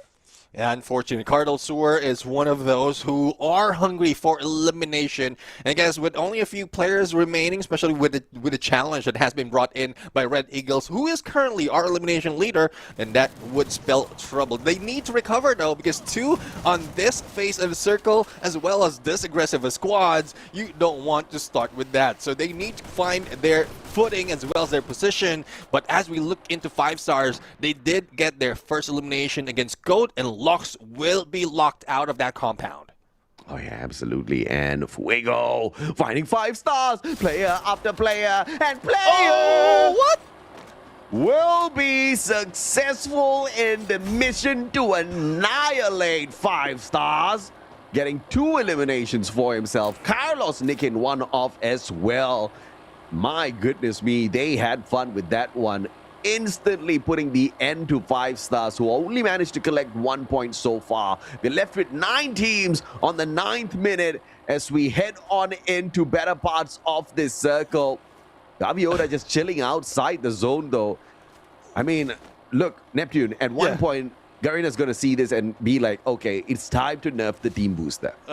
Yeah, it's either take it away or adjust the boost that is happening outside the zone. But I'm still wowed, because last time we saw like Goat, Lux might have been in trouble because of 5 star, but Fuego actually didn't step in. They were just hanging in there in their own compound, spots out 5 star, and then eliminate them. Not Celtic Gaming pulls on a binocular, spots them out. A response from the other side. I don't know if it's coming from Fuego or probably from INV, but both of them want that compound. But Will says, I'm falling down as Gaviota shot him. Yeah, doom by King. A level 3 Winchester hits like a truck twice. And you don't want to be in front of it. Getting hit by a truck once is already painful enough. Gubbles in, finding 1. Oh, Blue Cheese on the shutdown now as INV gets stuck right in front of them. Celtic Gaming chipping in as well. INV knocked down. A 3-way battle happening here, Neptune, as INV, Blue Cheese, Red Eagle all get into this mix, and Celtic Gaming watching from afar. I mean, I'm loving that Blue Cheese is recovering with their own pistol gun or heal pistol as they try to approach INV. But smart move coming from Red Eagles right now to go in the long flank. They don't want to go for engagement just yet. They don't want that trouble. They have the lead in terms of elimination, and they might take advantage of that as Nachupi moves with that Morse, probably pulls away from the rest of the squad, just get information as well as better position. And I guess in Bloomtown, they'll be able to find it. And away from Blue Cheese as well as INV. Oscar in the hands of Delone. He can just break this down, but he doesn't want to take the fight up to INV just yet. Italo knocked down onto the ground. The rest of his buddies have to get to him, but he's a tad bit too far away. Drops back for a heal pistol play. INV has barricaded the top and the bottom, and Blue Cheese can't seem to get to them just yet. Delone laying out those glue melters first. Italo down on the ground. The backup needs to come through. Dilo spots him out with the M590, focuses on the pickup, and the glue walls laid out perfectly for Blue Cheese to survive this one.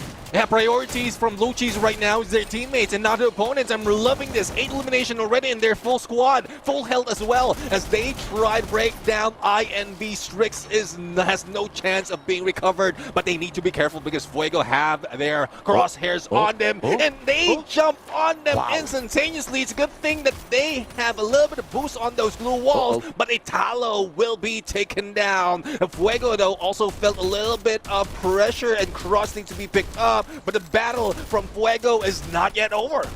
Yeah, this is a damn good positioning by Fuego, just splitting the squad up into 2, and that gives them the angles to play up against Blue Cheese. But you have to admire the survivability of Blue Cheese here, erecting those glue walls, making sure to pick up their brothers before they get annihilated, heading right behind the container just so that they can sustain a little bit of firepower from the side of Fuego. Great recovery for Blue Cheese. Carlos still finds an angle to play with. Kelvin gets rid of the revive player off of INV, saying even if you bring them back in, they stand no chance in a circle like this. Let's see now. Red Eagles, a team who pulls away from INV, as well as Blue Cheese is one surviving, trying putting pressure on Minor, the final player, one of the final player of INV. But Fuego not down just yet, though we've seen a little bit of knockdown between them and Blue Cheese. It's only Blue Cheese that has a casualty, and they're still not out of the woods just yet because they need to step into the circle, and the zone will be closing in a bit, as well as other teams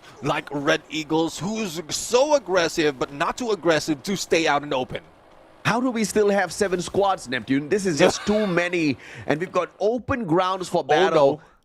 Thankfully, there's some small little compounds here for the defense. As you can see, everybody wants those compounds, and the next circle is absolutely empty. Blue Cheese getting smashed from the back. Red Eagles, they want these points. Lilo's going to get caught out. Dragon has got the M590 here. Chooses to go towards the left and pick up the rest of his team members instead of focusing on those eliminations. And Gaviota fighting the Fuego players one after the other. Red Eagle just holding on for their dear lives as they try to find the circle. But Fuego right in front. Even if they do find the circle, they find more trouble with it. And Fuego gets the elimination off of TK. Yeah, they did lose Carlos in there, and it's just unfortunate for Red Eagles. Timing was not on them. Lost so much pressure as well, so much goodwill to work with, and they couldn't step into the next phase of the circle. Oh, man. And as we look at Celtic Gaming, they eliminated the final player of INV, and we are dealing with 4 teams remaining. 0-1 Esports, though, has been sitting pretty from the beginning of this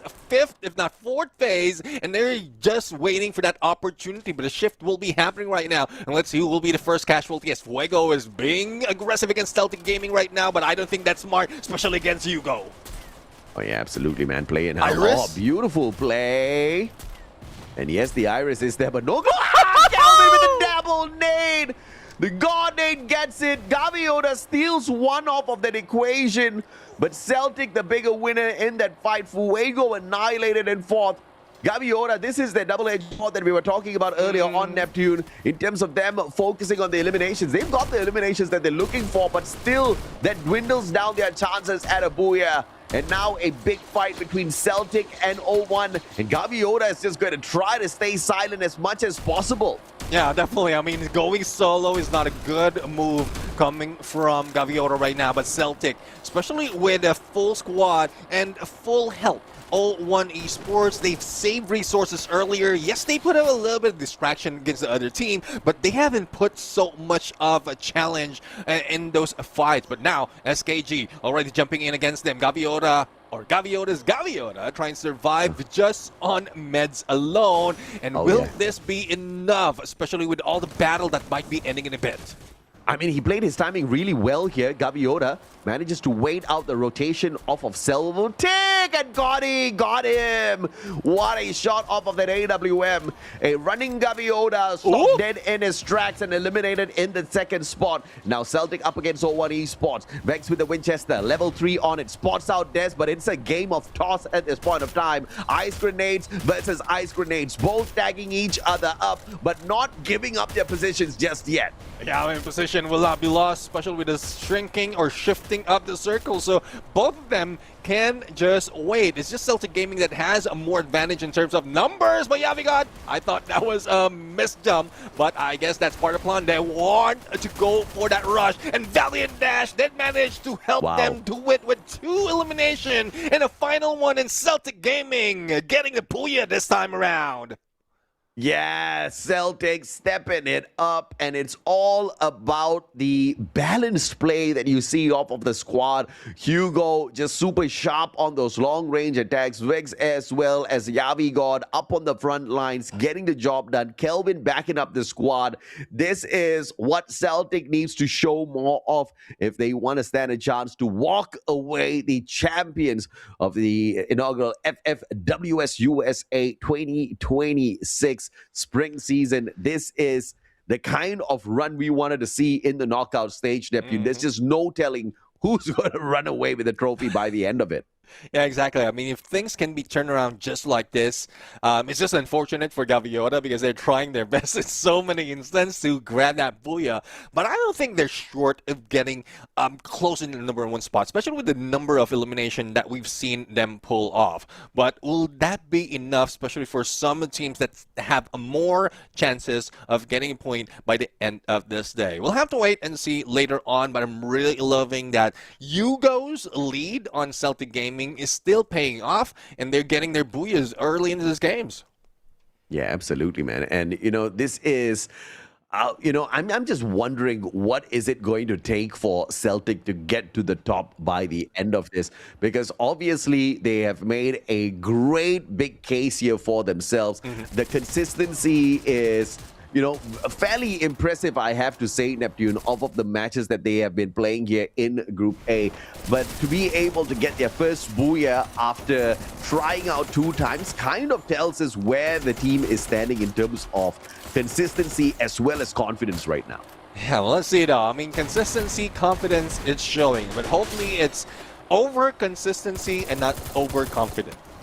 That we want to see even more, because we've seen teams who has been like overly confident because of the firepower that they can bring in, and we've seen that like they falter in most instances. Cartel Sur is one of those. When they challenge Red Eagles, they were winning this fight, and I guess this is around that moment wherein Red Eagles was almost annihilated as Cartel Sur goes for the backstab. But towards the end, it was a revenge mission that Red Eagles has done against Cartel Sur, and that brings even Red Eagles in the latter part of the circle. So Cartel Sur have the confidence, have the aggression, but they're putting it in wrong places. Yeah, I do agree with you, man. And Celtic, on the other hand, after having a decent Nexterra game, they gave us an average Bermuda and a explosive Solara game. And this is their 3rd out of 4 matches, right? They've got one final one to play at Kalahari alongside Gaviota's squad. But I feel like they have done more than enough to show us that they're definitely one of the top contenders of the competition, because consistency is key, and they've been very consistent in the past 3 games in terms of delivering the numbers. Fuego and their performance on this game, on the other hand, I cannot lie, I definitely was expecting a little bit more. They gave us the placement points, Neptune, but not the kind of eliminations I was expecting. Yeah, let's see though. Let's see. There's a little bit of balance that they really need to bring into the table right now, especially if we're just starting the knockout stage early.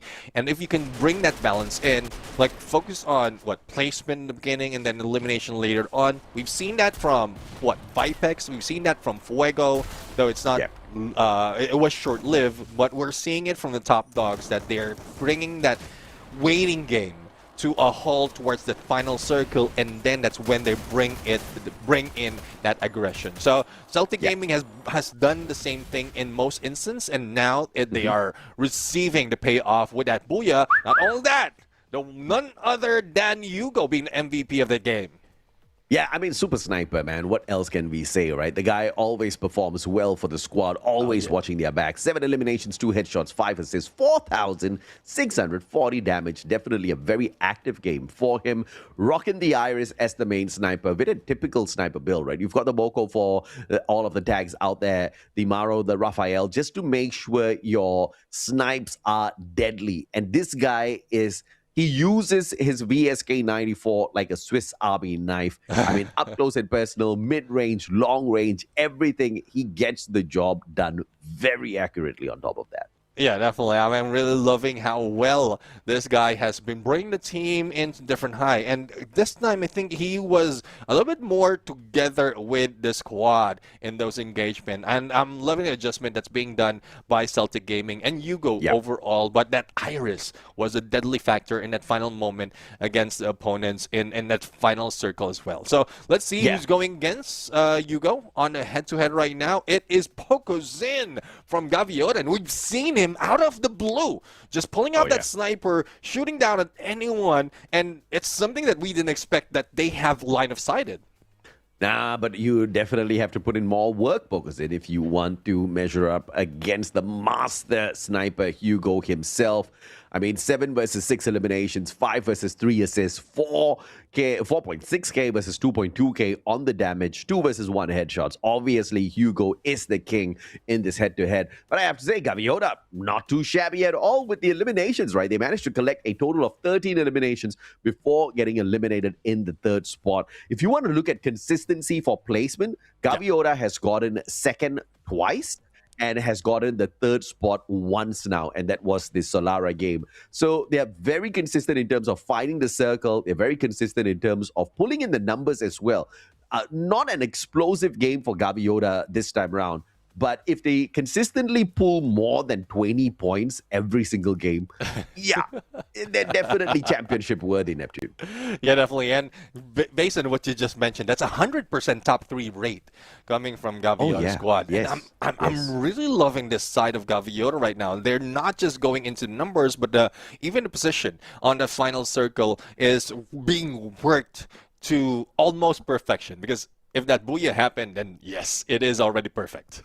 Yeah, how silly of me, man. I forgot 3 out of 3 is 100%. You are right. That's a very good stat to hold, isn't it? 100% top 3 rate is definitely going to put you in the danger zone category as far as squads are concerned. 93 eliminations this time around, a little bit more. Lesser damage, though, off of the 61k damage here that you see. 67 headshots, 52 rescues, 126 knocks. Ooh. That's what I'm talking about. This was a very active game overall, and Celtic Gaming got the most off of it with the 18 eliminations. And, you know, again, for them to keep up with Gaviota's squad with the consistency and points has been very impressive. Not as consistent as Gaviota with the number of points that they collect in every single match, but, you know, they're still one of the teams that's getting it done, right? So definitely grand finals worthy, but are they championship worthy? Because we do have a rule that's in the grand finals that we'll talk about more when we get to the grand finals that I think definitely puts Celtic Gaming in the run to be champions, Neptune. Let's see now. Let's see. I mean, there's a lot of factors that we can say that Celtic Gaming is already close to that, who can be champion on the grand finals. Yes. But let's take a look now on overall numbers that the teams has brought in that specific map. Celtic Gaming, 30 solid points. So that's 18 together with a Booyah placement point, and Gaviota is being left behind. But they are putting so much of eliminations, decent amount, and the consistency in the top 3, I would say that is just perfect for almost perfect for Gaviota right now. Yeah, I think 100% it is perfect for Gaviota, but this is a big, big, big game for Celtic Gaming. You know, if they can keep this one up in terms of performance within the day, they've got their final match coming up at Kalahari. They've got a teaser of a double sniper setup on the side of Celtic Gaming. So I'm liking this already from the squad, right? There are very high chances. But of course, sometimes when you're at the very top, that's exactly when you get a little bit too nervous and then you start to drop your performance. So we'll have to see if or not they can stand the test of the strength test of mentality as well, right? Overall standings, let's see where they have snuck into. My goodness, a good spot to sneak into. The second place here for Celtic Gaming after 3 games played. Granted, you know, just a little bit more than Vipex as well as Flash, but they only have 2 games played. They'll be playing the final 2 matches in a little bit. So Celtic needs to pick up some massive points in this next Kalahari match alongside Gaviota, Neptune. Yeah, that's one thing though. Gaviota is already taking the number 1 spot, but I think they're not contented with that just yet. They haven't got the Booyah just yet. They it's slipping off their fingers 3 times already, and I'm like really looking forward to them to complete that Booyah on the top 4. Now, like 100% is something that not everyone can do on the top 3. Surviving very long and also putting decent amount or a huge amount of elimination. That's what signature of Gaviota's squad has to do. But for the grand finals in preparation, that they need to work on that Booyah. Yeah, man. No Booyah, big problem in the grand finals, Neptune. All right, so Gaviota squad, they need to fix something big here, which is no small thing in the grand finals, which is grabbing that Booyah here for yourself. But let's see if or not they can and get it done in the final matchup that they've got here within the first day of the knockout stage. As we gear up Kalahari, it is in game number 4. But of course, unfortunately, we don't get to jump right to it, right? Because we've been on a streak with the matches so far. Although, I would gladly skip my break for this Kalahari match, man.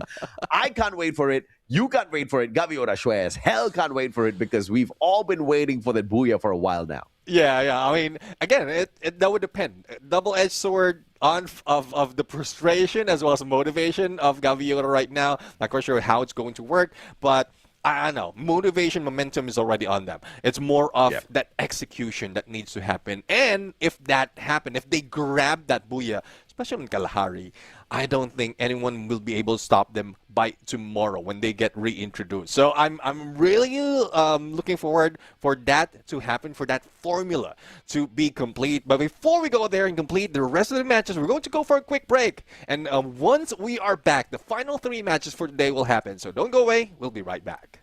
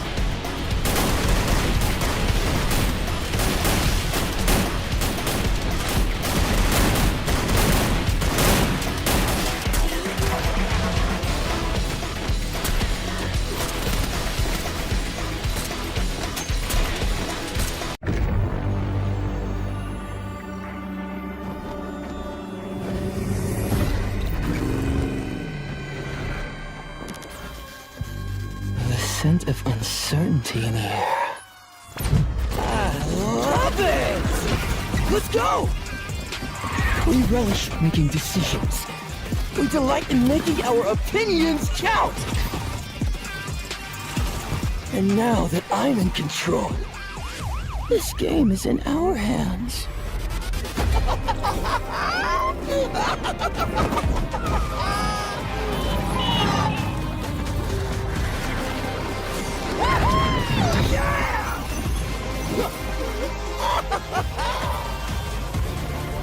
So, it's your call.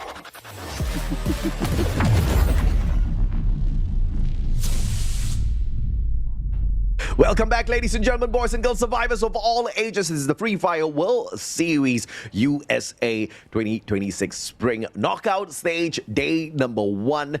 2 squads have been doing a great big run here within their own group, but they only have one final match. We're talking about Gaviota, we're talking about Celtic, and we're talking about Kalahari. Gaviota still looking for their first booyah of the day. Your casters for this whole competition, myself, the Mustachio, as well as my brother Neptune, the gentleman Garcia. Neptune, do you think Gaviota's going to get it done? Let's see. I mean, I'm really looking forward for them getting this booyah once again. For the final match for their group before they end that day. But I think there's a lot of contention right here that would be happening, especially as we will be having a few of those snipers. Not only Hugo, but also Player, who might be a threat against Gaviota squad. So that's one thing that they need to work on right now, especially in this map of Kalahari. Yeah, absolutely, man. I mean, we are talking about the eliminations on one side. We're talking about getting into the circle. And like you pointed out, 100% top 3 rate for Gaviota squad definitely puts them as a big threat. I mean, if you want to get the booyah for yourself, maybe you want to eliminate them early. Let's take a look at the map schedule, because Kalahari is the place where we will do the final battle here for this grouping. And Group A will take its rest in a little bit as we welcome back Group B up against Group C, Neptune. But that, of course, happens in Solara as well as Purgatory later on. Yeah, and they're also both Gaviota as well as Celtic Gaming is part of Group A. And also chat, we also have a poll that has been put down in there because this is the final match for that group. So who will be the next MVP? Would it be King or Hugo, or do you consider us the MVP of the day? No, please don't vote for us, okay? Hugo versus King. Bloody hell, if y'all don't vote, I can't even pick Hugo. Hugo has I know Hugo's your favorite. I know that for a fact. He is, man. I mean, and I don't pick favorites based on knowing them personally, because, hey, I don't know them personally. Looking at their play style, bloody hell, Hugo is my MVP for sure, right? But of course, that doesn't stay forever. I've never been a guy who supports one squad from the start to the very end.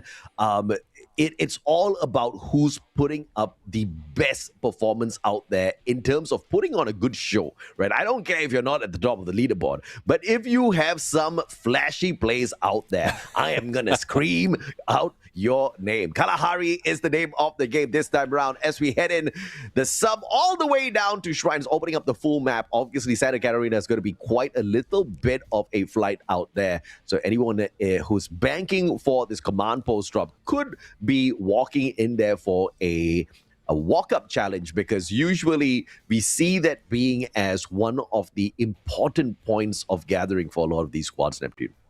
Yeah, I do agree. I mean, command post is somewhat quite close in the middle, not dead smack compared to refinery. Yeah. And there's a lot of teams that will be rushing into that area as the circle closes in. So let's see if that will be happening later on. But the first engagement that we're expecting right now is between Fuego as well as Fisher Tiger. Now, I'm loving that Fisher Tiger is grouped up together. They have a better opportunity, even with the Mini Uzi, but I don't think Fuego will be standing in there, standing like a sitting duck.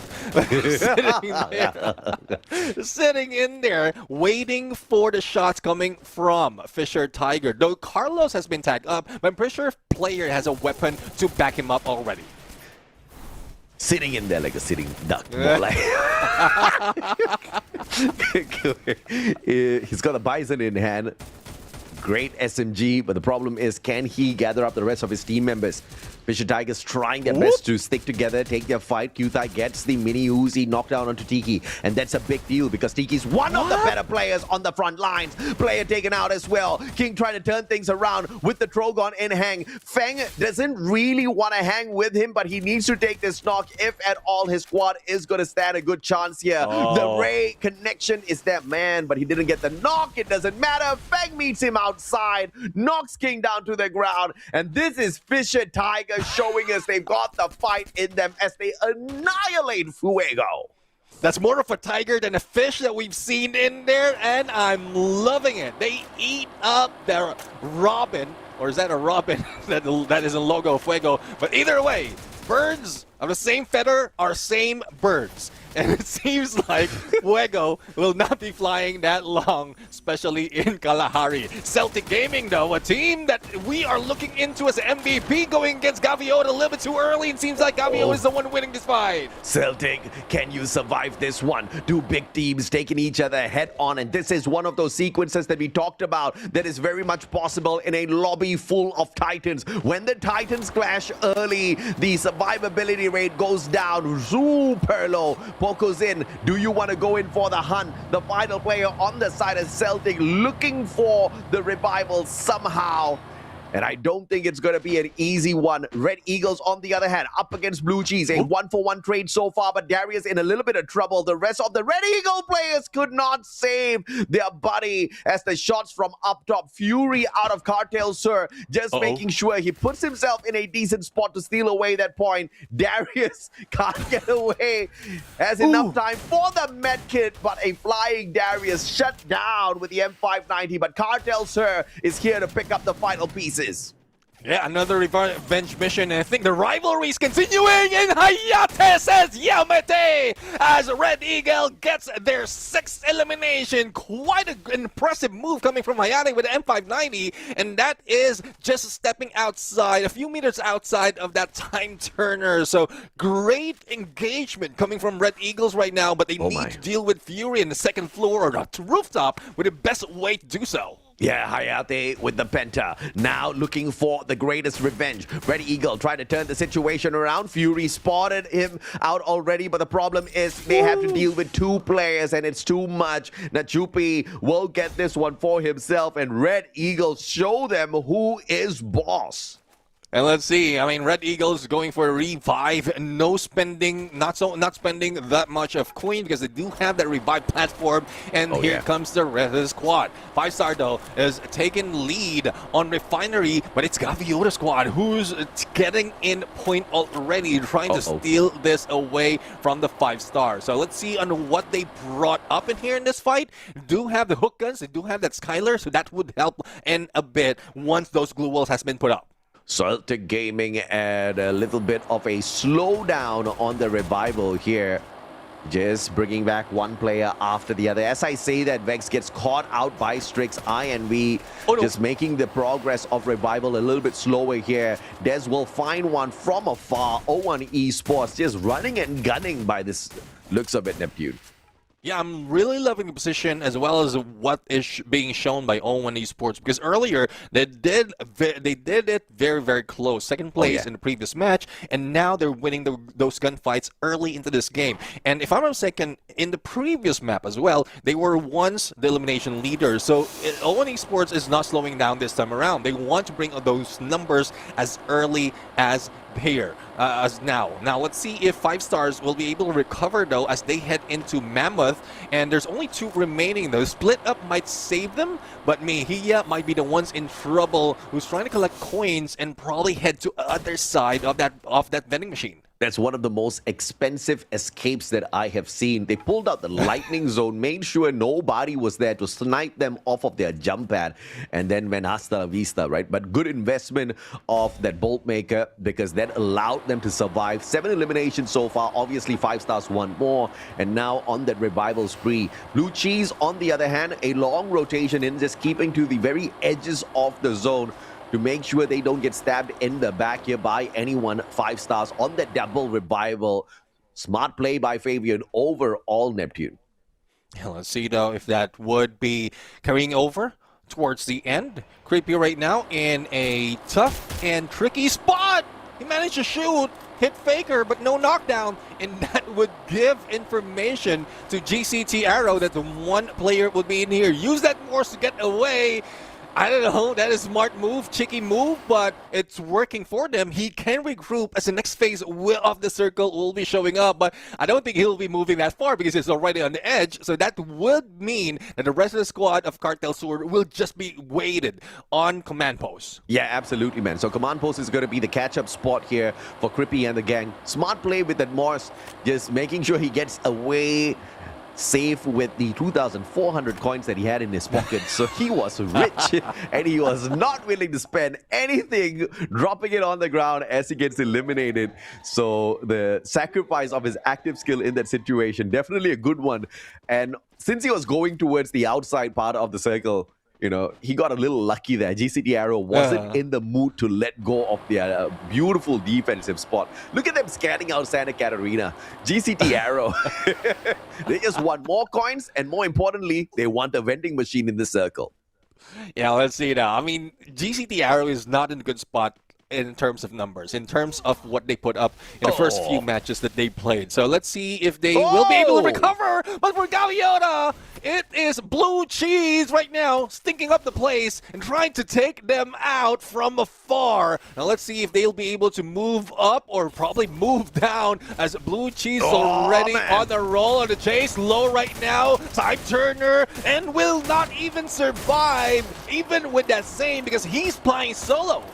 Well, Gaviota, one final survivor, and Blue Cheese got distracted by the 5-star squad instead, thinking that that was the team, and then very quickly realizing, wait, we eliminated 3, 2 people are shooting at us. No, it's not adding up.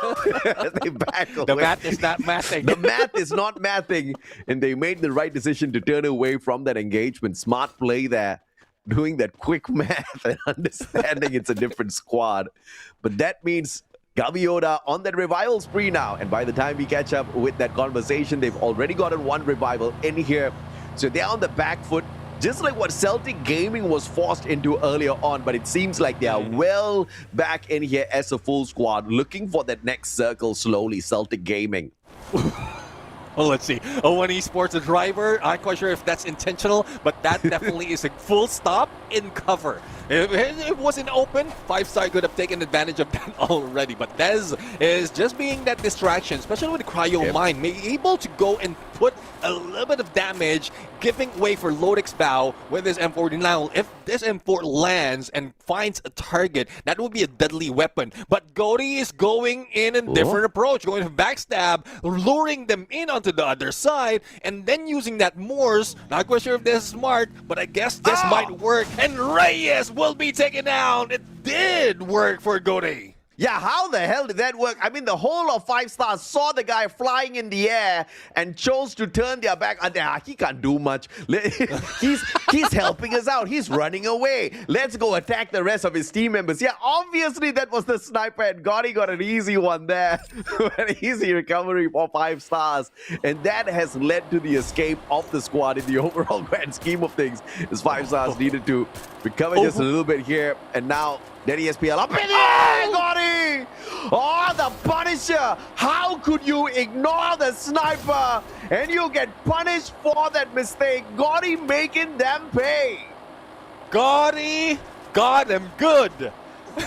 With 5 eliminations already, smart reposition, and this is what I'm talking about. If you can play it like this, like Gotti, like Hugo, like player as well as Lopez or Lucas High, you will be shouted by the shoutcaster overall. And even Pocosin as a sniper is being on point. And Kalahari, or I would say OB53, is already Sniper's Nest, and I'm loving this evolution of the team. Well, King just went blasting through all of those glue walls with the valiant dash, getting a double knock for himself, assisting Pokos in with the Mag 7 play as well. Man's doing it all with the Mag 10 on the level 2. Gaviota, 10 eliminations now. They'll use whatever the hell guns they can get in their hands for these numbers. But of course, they're also aiming for the Booyah, almost on the verge of annihilation earlier, but fully recovered and ready to play, hence the Mag 10. I don't know. I mean, we might not be in the know, but back then we were what? Saying that it's not a weapon that you want to use, but no, he just came back. So that's all he had. He made the best use of it. Well, let's see now. Let's see. I mean, it's just that we're seeing a lot of elimination coming from Mac 10, and from the previous week, even after the update, we're expecting that UMP will be used because of the buff that it has received. But no, the players has been confident enough, and we've seen the damage that has been brought in by the Mac 10. Man. Well, eliminations happening already. 9 teams remaining. 5 stars is in trouble because the blue cheese is guarding. The blue cheese is definitely doing that. 5 stars. Looking for a flank win off of Mahia's position, but he's going to get pressured by the circle now. Should have moved a little bit earlier.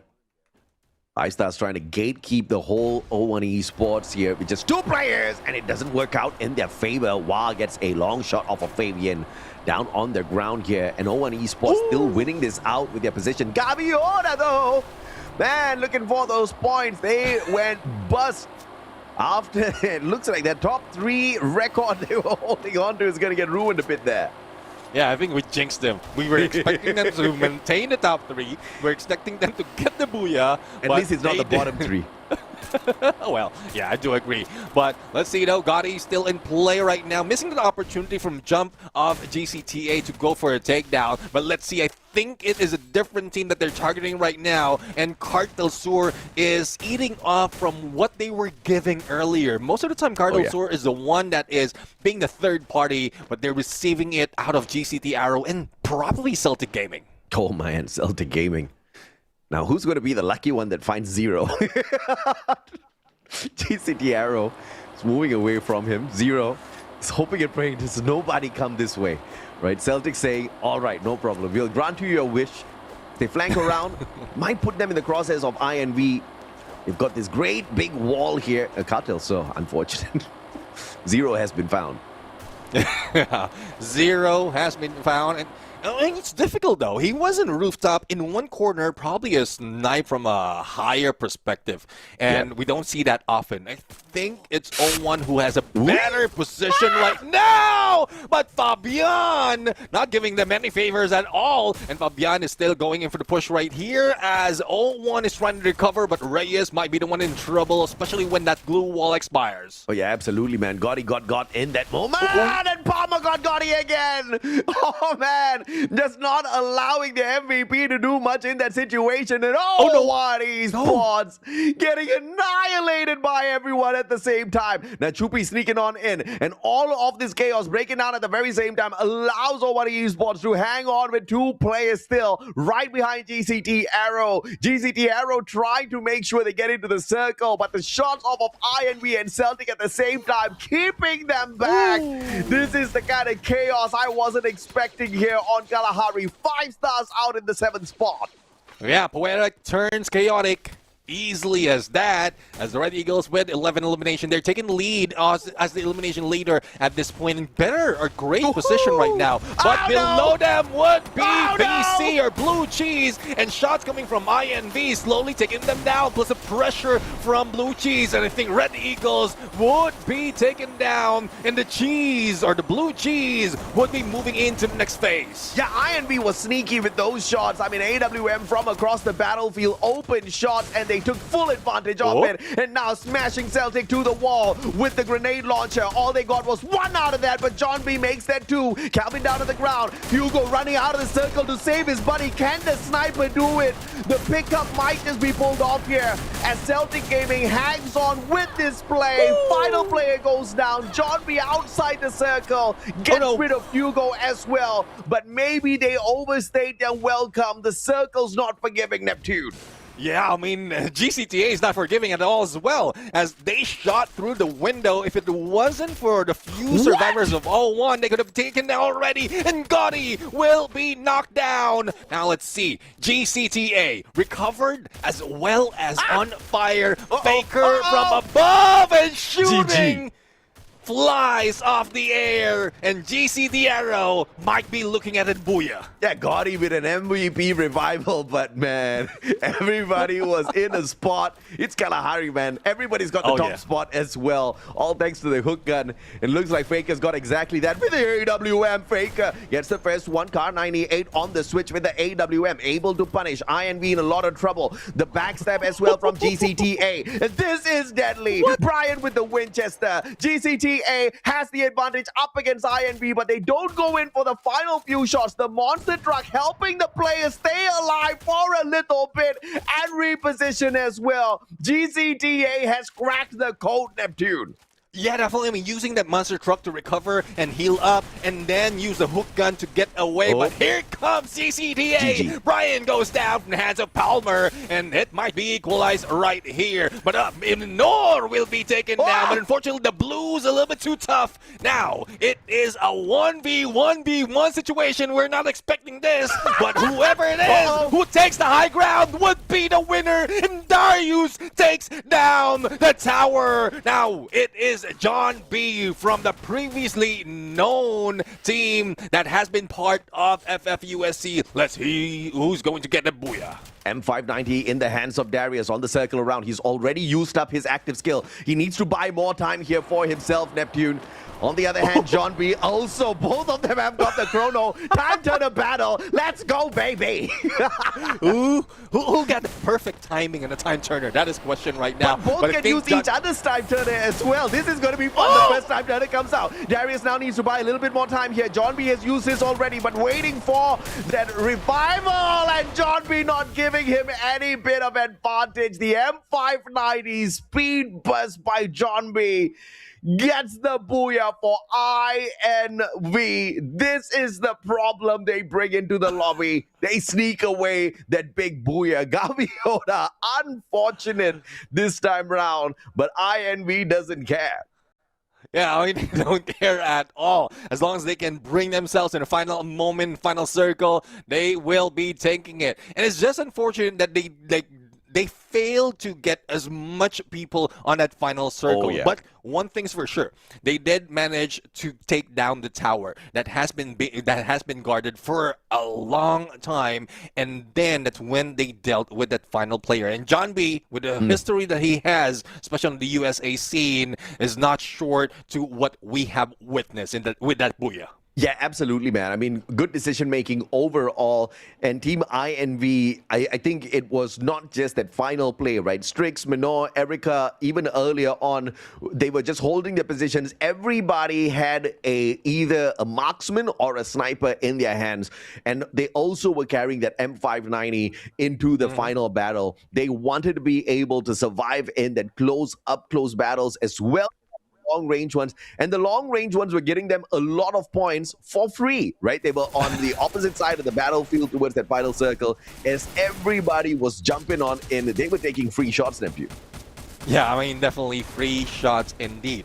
And if they didn't deal with Brian, who was on that higher ground, if I'm not mistaken, I mean, he's the one putting pressure in a lot of players with that tower, then that could have been a like them not grabbing that booyah. But again, Blue Cheese and INV was the sole survivors of that match after GCTA still has more than one player to their side, and it's just that final moment that really turns things around for the booyah takers, which is INV Esports. But Red Eagles, I'm loving this side of Red Eagles, and even on crucial moment, they're winning their gunfight, not like what we've seen them do in group stage. Yeah, and that's exactly what we were expecting out of them towards the tail end of the group stage. They were kind of like heating up, but they didn't show us fully what they're capable of.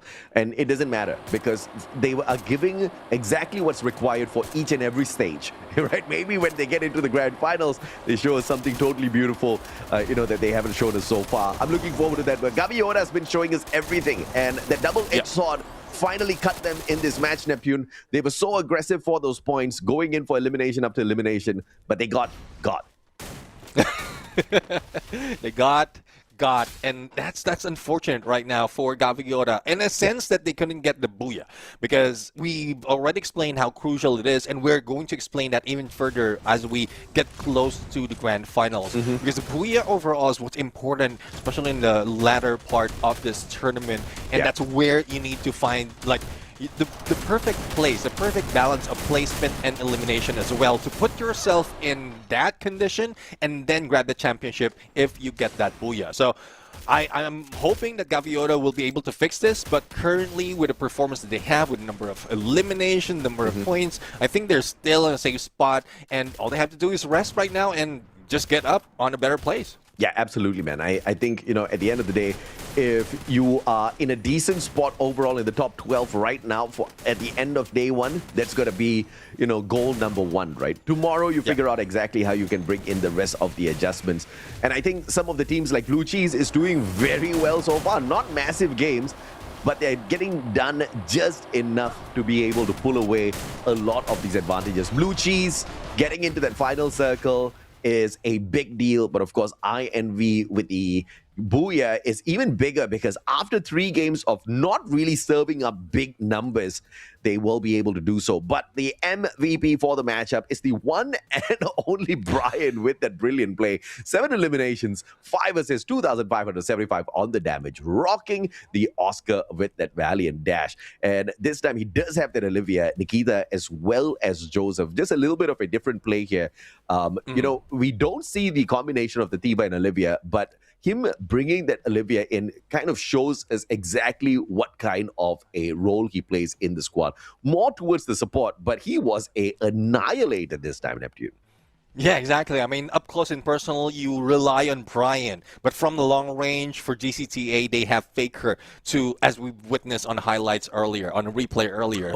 I'm really looking forward to what these combination or full squad of GCTA has to offer right now in this match. But so far, there's just a little bit more that GCTA has to offer.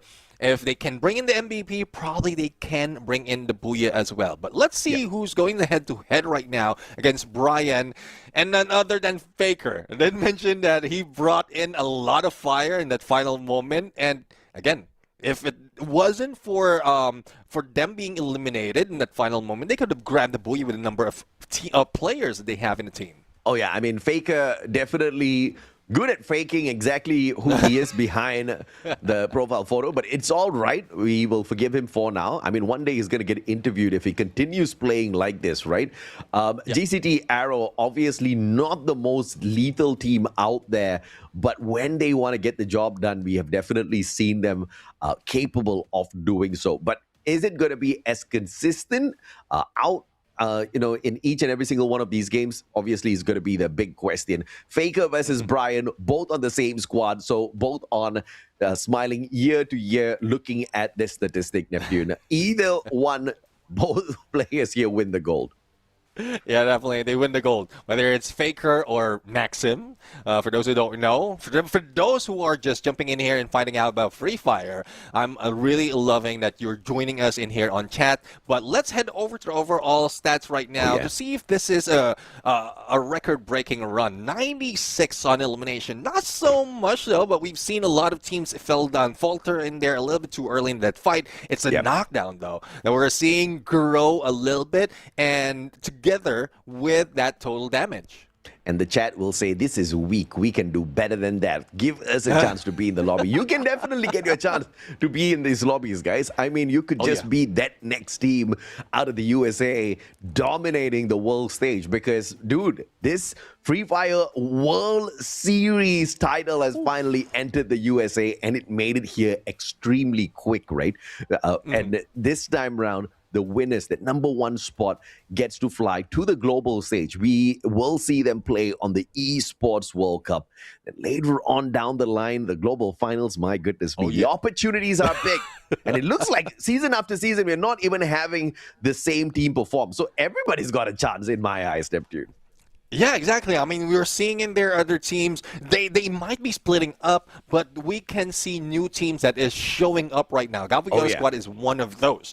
Like non-returnees, but still putting up a good show. But let's take a look right now. How much of a show that we've seen in Group A and C in that final matchup, and I and V 26 points, especially with the Booyah, but GC the Arrow with 16 elimination, 0-1 Esports. Really loving that they're putting up the numbers right here a little bit early. Yeah, I mean, I think this time it was just the teams that were really vying for those big points. They couldn't really make the cut earlier on, and they're just climbing up to the top now, right? INV, we've been patiently awaiting to see what they could do, and in this final game, they showed us that they can climb up the leaderboard decently. Just no consistency out of the squad just yet. Thankfully, we've got another day of playing tomorrow. But Gaviota, after making a great run in the top three, this time it's not the bottom three, but close enough in the 8th spot with only 12 points to their name. Every big team's got to rest sometime. Celtic Gaming feels that statement as well here, Neptune. Oh, I'm thinking about it. They were about to rest already after this game. They rested a little bit too early, though. Yes, a little bit too early. Just a little bit too early for them. So let's see on how it brings them to the overall standings. Because right now, Gaviota Squad, despite of not getting a Booyah, they're still number 1 and 10 points ahead of Celtic Gaming. So just reminding everyone that both Gaviota Squad and Celtic Gaming is part of Group A, and they will be resting for the remainder of the day. So for those in Group C, especially Group C, who will be having a momentum, and then Group B, who will be welcoming on map number 5, has an opportunity to catch up or probably take over that number 1 spot. By the end of the day, every single squad out here would have played a total of 4 games, and that's exactly what we're looking for. So the end of this Kalahari match means, like you said, Neptune, we're going to have to welcome back a new grouping, right? As we kick Group A out, they've already shown us a lot. I mean, I think Gaviota, showed up quite a lot of times on the leaderboard. Celtic Gaming as well with all of their engagements. GCD Arrow did very well today, but INV Esports, can they continue their run? Can they make it into a double Booyah day for our knockout stage? Because they're looking absolutely sharp right now. Yeah, let's see it out. Let's see it. I mean, as we welcome back Group B right now, because Group C has been waiting for the opportunity to go against these teams. We are going to see 90 Piketty Esports. We have Vipex. We have Monterey Esports. We have MIA Corp, as well as Flash Gaming together with YLS Esports. This team can be a challenge, especially in the upcoming map on the remainder of this day. It's Solara and Purgatory on map 5 and 6. MIA Corp, 90 Piketty Esports, YLS Esports, kind of having a little bit of a challenge finding their rhythm in today's play, because from the first 2 games that they played, Neptune, they are not really doing well. At the moment, they are one of the bottom 6 squads. So this next 2 games, if they want to stand a good chance to launch themselves into the conversation, they need to pick up at least a top 5 placement for themselves with a decent number of eliminations. 12 points, I think, is a decent marker for them to overcome if they want to be part of the conversation. Yeah, let's see it. I mean, part of conversation, names that we will be shouting out in this matches. And again, it's not just about the highlights. It's also the strategy that they need to put into work, similar to what we've seen in Gaviota Squad, and especially in Vipex, on how well they position themselves on each face of the circle. And that is a contender that they need to work on, study all throughout the remainder of this day. But I'm really loving that we're seeing changes, evolution, coming from group stages onto knockout stage, and what more when we see them tomorrow where everything is at risk. When you say evolution, I remember that old wallet with that alien on it. And I don't know if you had that in the Philippines, man. It was all over the world at that point of time.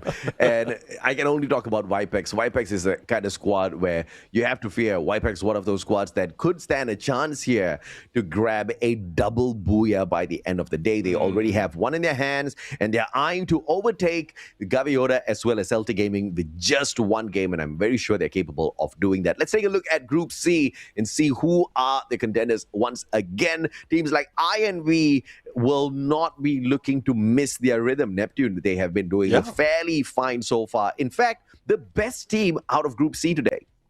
Yeah, I mean, the best team, and they're even overshadowing Fuego. It seemed that we were expecting to be getting booyahs and points, but I guess that's how it is. If you slow down, you will not be getting those numbers. Red Eagle would be another of those that has been showing up, and like early engagement, even winning fights against Giants is a great by 5-star with their surprise hit in third parties in O1 Esports. Aggression, position, as well as finding the final circle.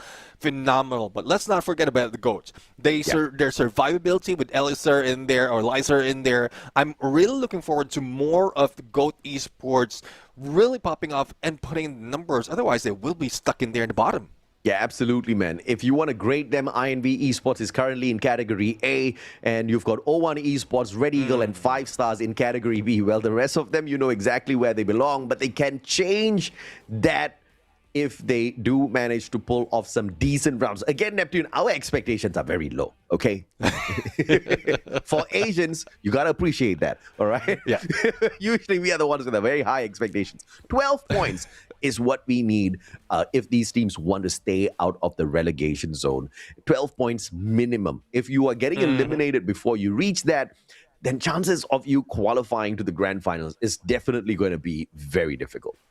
Yeah, definitely. I mean, really looking forward to how they can maintain that, whether it's by placement, whether it's by elimination, or hopefully it's a combination of both, because that's where we see champion potential. That's where we see giants grow, and we've seen that from the group stages. Hopefully we see that from those who ended up in the bottom part of the group stage into the knockout stage, slowly building up that momentum. But I guess we would like to see us continue on onto the next game. I'm really excited, AJ, because this is a turning point for some of the teams to be able to get into a safe spot, I would say, when it comes to the knockout stage. Yeah, you're excited. I am bloody nervous, man. I don't know who is going to be sitting down in the bottom 6 because, I mean, from 24, we have now reduced it to 18. It's getting more and more difficult to pick and choose which one would I like to see in the grand finals, because it's so exciting to watch this particular region played out there, right? The action is so quick. I mean, before we can blink, we can be talking about one squad, and then a big squad is getting eliminated, off screen. It only happens in the USA region because of the tenacity of these players. I mean, you even see the teams who usually can't sustain a gunfight running into battle, right? Super aggressive, and it just makes it very fun to watch, but also fairly unpredictable. So if the teams want to get into that final circle, I think that should be goal number 1, right? Play for survivability. I mean, dude, we even saw GCT Arrow get burned down in a hot drop. So it's not the best to get yourself into a situation like that. Let's take a look at the map schedule to see exactly what we can expect. Final 2 games of the day, Neptune. Yeah, we're going to be introduced back in Solara, and then the final match would be, I would say, heaven or hell for some of the teams right here, because Purgatory is one of those maps that really shows a different side of Free Fire. It gives us like a plenty of room in the drop, and also like the water circle that might be happening. If there's an opportunity as well that RNG will be favoring me, of course not the team, there'll be a skewed flight path overall, and it's a good thing that the KS flight path is not being introduced in the tournament, because for those of you who have been playing rank, especially in Battle Royale, the Chaos flight path throws off a lot of those tactics. So thank you production for not using that, for giving that. Otherwise, we'll be screaming our hearts out just from the flight path itself. One day we might have a show match, Chaos Flight Path only. This is going to be fun, right? Solara Purgatory, like you said, man, heaven or hell, the squads need to decide. And if they figure out that both heaven and hell is within them, then maybe they get to conquer the map. And not just that map, man, because the squads need to figure out exactly how to run around every single map out there. It's not just this region that they have to be worried about. We've got the international stage awaiting the grand champions of the inaugural Free Fire World Series USA. So whoever that may be, good luck, because it's not going to be an easy run. Yeah, exactly. I mean, even from those who champion their own specific region, when they were introduced to EWC, it was not an easy run. They got very, very close in getting the Booyah, and they were shut down twice. I'm talking about one, the global champs, when we're talking about EWC, but some contenders as well. I mean, showing out of nowhere. Well, not out of nowhere. We've screamed their name. We've seen their potential, but there's just some factor that really changes the pace of the game, and we are witnessing that in some of the players that we have in the USA as well. Yeah, absolutely. And, can you be bigger than your region? From a perspective of being able to dominate here and then show that same dominance on the world stage, or will you be at the top of your region and then get tortured on the world stage? Because, I mean, one of the greatest reasons as to why we've been talking about what sort of a meta, the players here in the USA use, right? Because they are quite interesting with the way they take some of their fights. They are not really focused on the recovery. You see very few of those Tivas out there, and you don't find many of these players playing a strict role. They see every single player seems to be on a flex capability. I mean, everybody can be a healer, everybody can be a rusher, everybody wants elimination points. But at a certain part of the competition and your journey, you have to figure out prioritization of these roles of those passive skills, Neptune. Yeah, exactly. I mean, that's one thing that they need to work on. Replicate what is being done in the global scene and from other regions as well, and then find their own mix based on their style. Because we're seeing that, right now they're trying to go all around there because that's their style. They go in for a full rush, and then anyone can be that healer, that support. Oh, yeah. But it doesn't work that well, especially in the global scene, especially in the EWC, because we are seeing some teams who have so much tenure, so much potential of bringing out their best if they have their specific role. So that's one thing that they need to work on. And also drop spot, other things like the homework. But the active and passive skill combination is one of the crucial factors that we witnessed work for most of the champions. Yeah, absolutely. And of course, I'm seeing very few electrotherapies used out there, right? There's no hyper focus on having a overcharged rusher on the USA scene, which I'm quite curious about as well, because I would think that if you want to be very aggressive, having that electrotherapy on your side, it can really blow up the competition. But like your point, Neptune, everybody wants to go out there and slay, right? I don't want to be supporting you when I can be bringing in the numbers myself. So that's going to be a fairly interesting run. But of course, ladies and gentlemen, boys and girls, yes, we know that it's taking a little while to start the matchup. We need to restart the lobby, but we're going to take a quick short break. When we come back, we will continue the action here in the competition.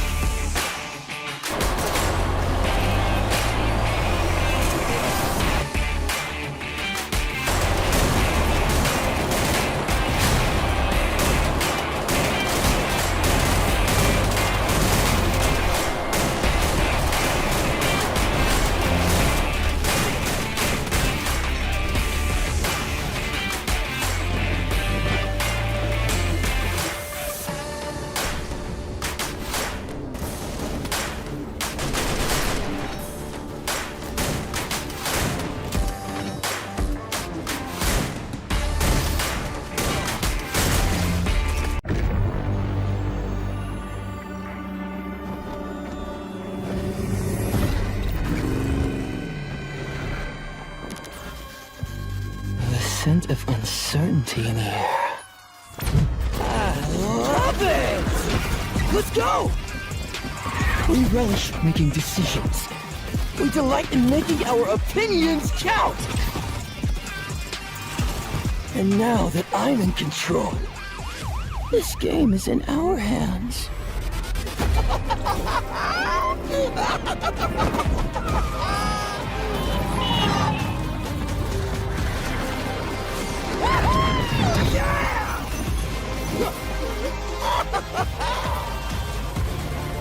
So, it's your call.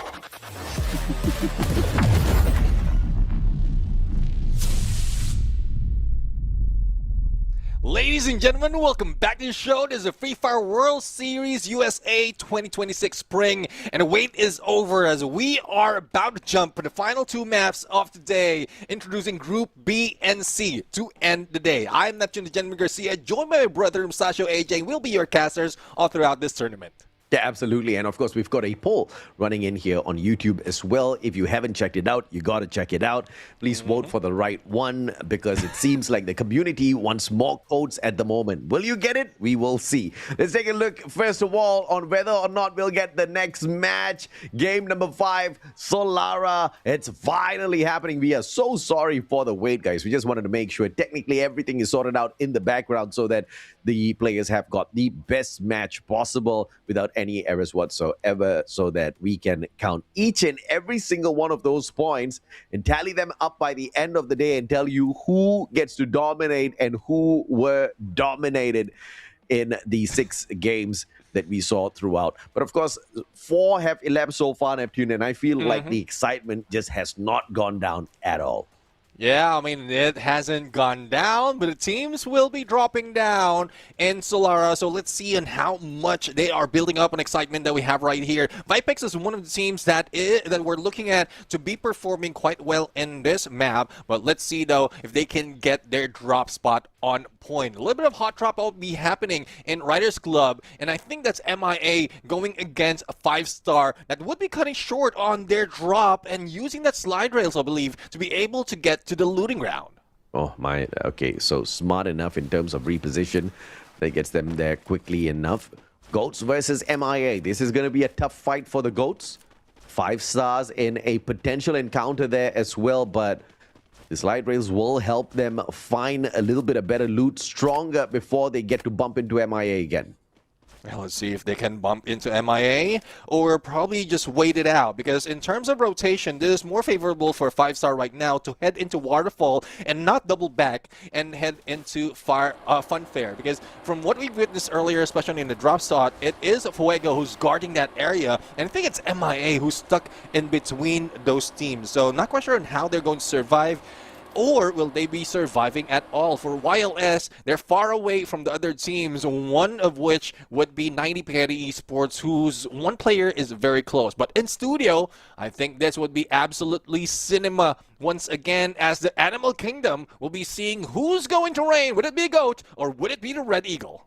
Yeah, Garcia. Oh, beautiful toss on the plushie. The cryo mine getting a little bit of a distraction in, allowing him to reposition with the cord. Gets the shots in, but not enough firepower behind those bullets to get the knock. Gobbles in maybe with the P90. Goes in for the follow-up, but ends up shooting 2 players at the same time. A little bit panicked in that approach, but the Goats recover. They've got the numbers, but the shots from Garcia. The position giving him everything in this engagement.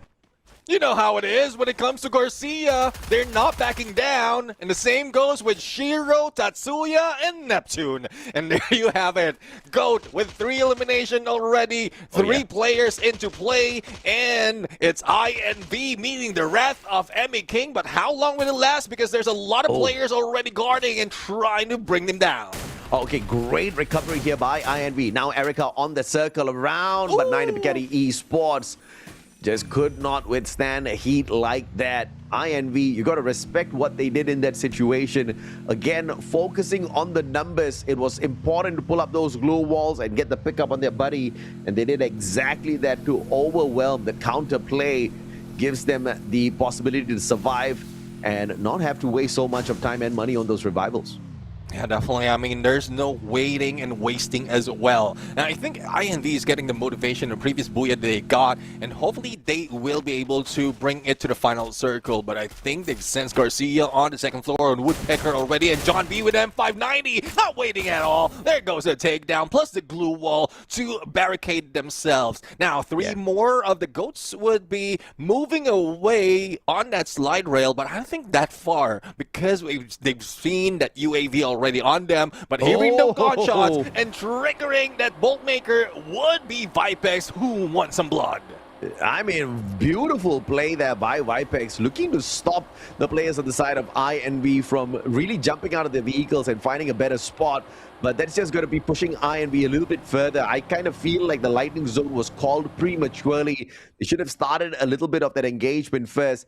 And now INV is outside of range of that bolt maker. Vipex, on the other hand, still hot on their heels, though. Not letting up, and the jump pad puts Lopez XL on that high ground. And this is now going to be deadly with the VSK in hand. Nobody from INV has suspected this time turner, though. Pulled out in the nick of time. John B still steps outside of the time turner. Puts himself at risk. Vipex wiping the floor with INV on display. Definitely, I mean, that is wiping the floor, and seems like the floor will be filled with INV blood right now. Urix Riptide Rhythm on him, but it doesn't phase him as Wason tries to block out any exit that would be done by the team. Now, Strix will be in a losing streak as INV will be eliminated. I guess that's confident coming from that Booyah earlier doesn't work, especially against Vipex, who has been introduced right here. I mean, that was big work off of Lopez XL. First of all, with the jump pad reposition, with that high ground, nobody from INV saw him up there. They pulled out the time turner, but still nobody looked up at Lopez XL. They didn't know where those shots were coming from, and that position gave him the most. And before INV knew what had hit them, it was all over in the lobby. Unfortunate for INV, off of a beautiful game in the previous one, they get knocked out early with only 4 points in hand. Yeah, let's see. I mean, 4 points is not that much, but hopefully they've done enough already earlier in the first 2 games that they played to put themselves in a good spot. But speaking of good spot, MIA, good spot to go against Flash Gaming, but Biblico jumped in a little bit too quick. Didn't anticipate that there's a 3 players from Flash who has been waiting for him to jump up, and here comes Kappa right now, who might be feeling that wrath of that cryo mine, and even the time turner doesn't save him. So that's 2 down already on this player, and Flash Gaming still have a full squad. Yeah, Flash Gaming, Kevin needs to recover though. Uziel, it's right outside. They are looking flashy at this point of time. Jens is fairly rich. But the question is, will Flash Gaming make up their mind on which way they want to travel on the slide rails? Yeah, let's see now. I mean, I think they spotted one who is dropping in onto the hub right there.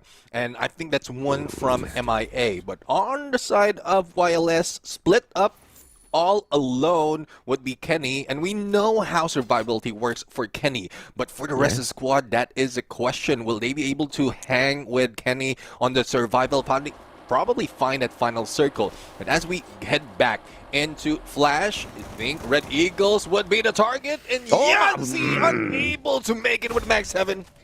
Man, and he got shot from afar with the VSK. Red Eagles putting this setup really well. Nachupi was just a distraction. He thought Nachupi was a freebie given by Red Eagles. Man got baited out and shut down from afar.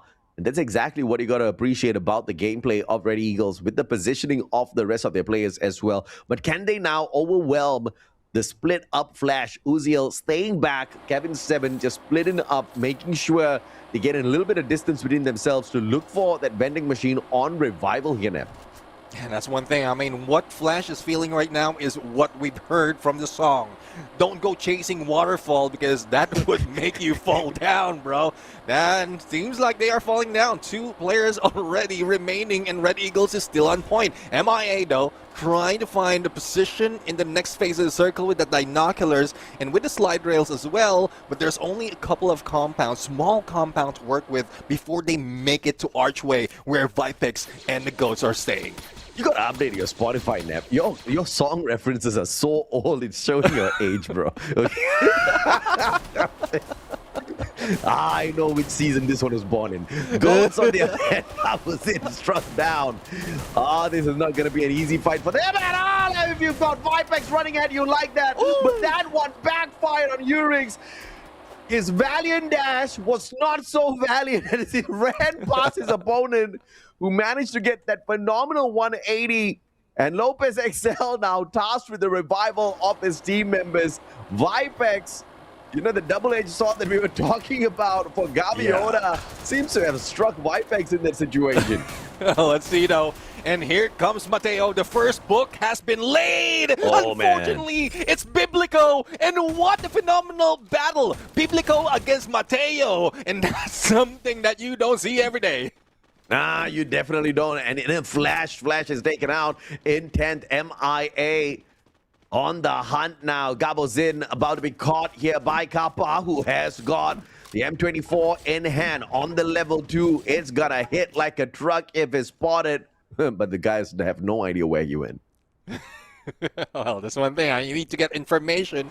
But if a team or a player would be as good as hiding out, then you will not be getting it. Hayat there right now with a shot on Tiki, and that forces him to move away. Cryomind doesn't face them at all, and King almost taken down. They back away in the time turner as they recover, but Lex has been brought down to his knees. Now it's up to Hayate to finishing off, but Dragon would be taken down as well. In Nachupi, I think he will be backing away for that revive, but player will just be waiting on this side. 1v1 with Great One. Let's see on how this works. Well, that one fizzled out very quickly. Fuego spotting out the imposter eagles who are in white Gear 5 Eagle mode, but Fuego said, yeah, enough of that. Instant shutdown. That was just, and you called it out well, man. That guy was just camping at the vending machine, expecting, okay, there's nowhere else you are going to go but here. And a panic slurry of glue walls could not save him. While I see, on the other hand, just one single elimination, that means not a lot of encounters for them. Well, Fuego is going to give them a little bit of that shot. Well, let's see though. Crazy right now and Crazy Quack. And there goes the shot. Tiki's down. Player on the follow-up. Let's see if he'll be able to finish them off. And Valiant dash onto the other side. And there goes Fuego. Fire has been snuffed, but none other by YLS. Oh, man. That slide rail was merciless in that situation. YLS did not see that one coming. They had not many engagements up till that point. Fuego came flying on in. Some sharp shots off of the VSK put 2 players down. Panic plays just could not get those pickups. And of course, a valiant dash to finish things off. That one ended prematurely. So the Red Eagles, who got taken out by the actual Red Eagle logo, then snapped out fairly shortly after by YLS. You know what why a that turn of worked? events. You know why that worked for YLS? Because of the skin, the Quackman skin. I mean, birds of the same feather are same birds, but not Quackman. Quackman really brings in a different power to that skin. Well, let's see the YLS. Different feather. Oh, Monterrey right now. In the chopping block, they are bringing YLS. Yeah, absolutely. Zamas now on the flank. Great glue walls laid out. YLS players spotted out, but the connection on the shots are just not as deadly. And Monterrey choosing to back away from the engagement. Cosmo, what a reposition. And he was invisible up to the point where he was not. The Morse helping him out to pull the distraction. The rest of the players now taking this position to pull that full-on backstab. But Monterrey still has not been slick enough to get the finisher quick. Crazy gets the knock on to Cosmo. MIA getting involved in this fight as well. YLS does manage to trade out a couple of players with Alvaro, the final player, alive on the side of Monterrey. And MIA picks up the final pieces. Monterrey unfortunate in that engagement. Yeah, Kappa just bringing down the cape against Monterey, and now Vipex would be the next target. Now let's see, as Vipex has already gunned down a few players from YLS, and J. Cole will be taken out. I think YLS has been eliminated already. We're down to 5 teams, and who's leading the fray? Next phase, it is MIA. Now, the question though, will they be able to defend this, or will Vipex gun them like what they've done so far for the rest of the squad? Oh yeah, absolutely. 5 stars now just backing away, recovering before this next engagement. It's going to be a big one because the next circle is going to be in the open grounds. Both of them are quite comfortable, O1 Esports and 5 stars, in their defensive spots. But when they start to move, the challenge will come on through. The GOATs on the opposite end, they're not so much in a pickle right now. The battle between Vipex and MIA is going to be a heated one for sure, Nep. Yeah, I mean, they're getting so much a pickle right now, and in a bit, once they take that bite, they will be sour-faced overall. 5 teams remaining, and Mia Kappa not yet over with that M24. GOAT has been knocked down, but 5-star will be feeling a little bit of a pinch in there coming from some other teams like O1 because of Cryo Mine that has been triggered, but they are not going in for the push just yet. Yep, and O1 Esports, Doris, struck down a little bit too early. That ESPL with a great position here. Fabian just chucking nade after nade after nade, and he will find a double confirmation for himself. Double glue wall. Response by O1 Esports just to bounce those nades off. And now comes the firing squad around the glue wall. 5 stars eliminates O1 Esports. Yeah, loving the tactics coming from 5 stars, waiting for a perfect opportunity as they utilize the utilities quite well. Throwables indeed will be increased as we look into that number of stats right there, but they are not yet out of trouble because it's Vipex who's gunning at them, especially with Lopez XL on that flank, and they're slowly recovering as the next phase would be shown, but GOAT standing in the middle of everyone else. 5-star not stepping in because they know that they have to wait for the shift, and it is favoring them right now unless Vipex takes it. Yeah, absolutely. Vipex now. Everybody is back together on that revival. I can't even believe he survived that revival so late into the game. That is just pure insanity. As 5 stars just look to shoot them out of their position, but unfortunately for them, Vipex actually has a very decent spot defensively here. MIA try to take it away from them.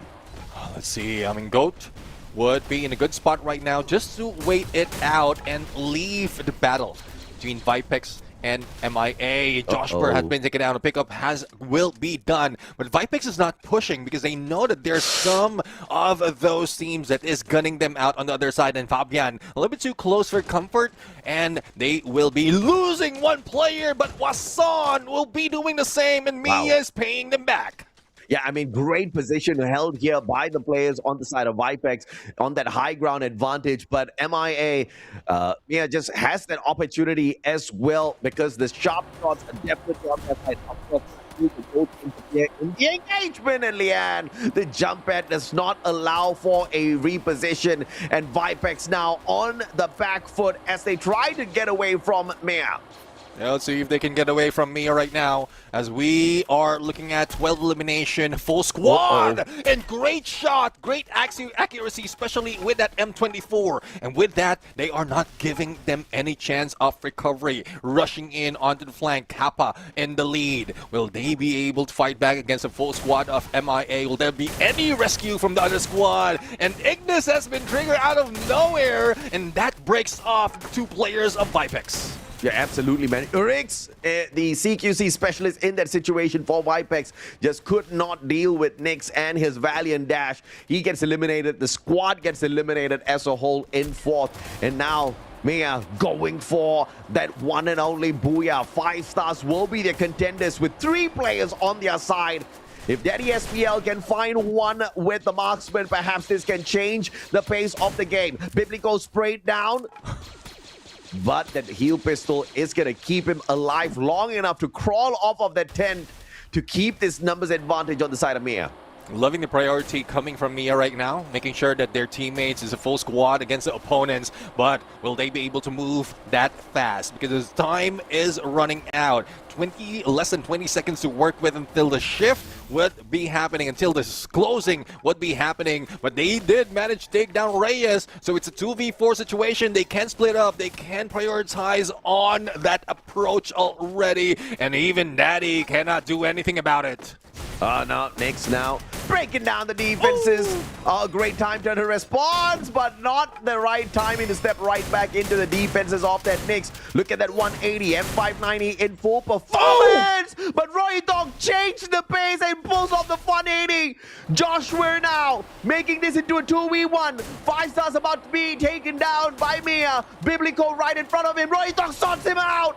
Keeping the numbers advantage here is Mia. Roytong with 12 more HP and finally sorted out by Nyx, who focused on the pickups instead of the eliminations, and that gets them the advantage and the booyah, Neptune.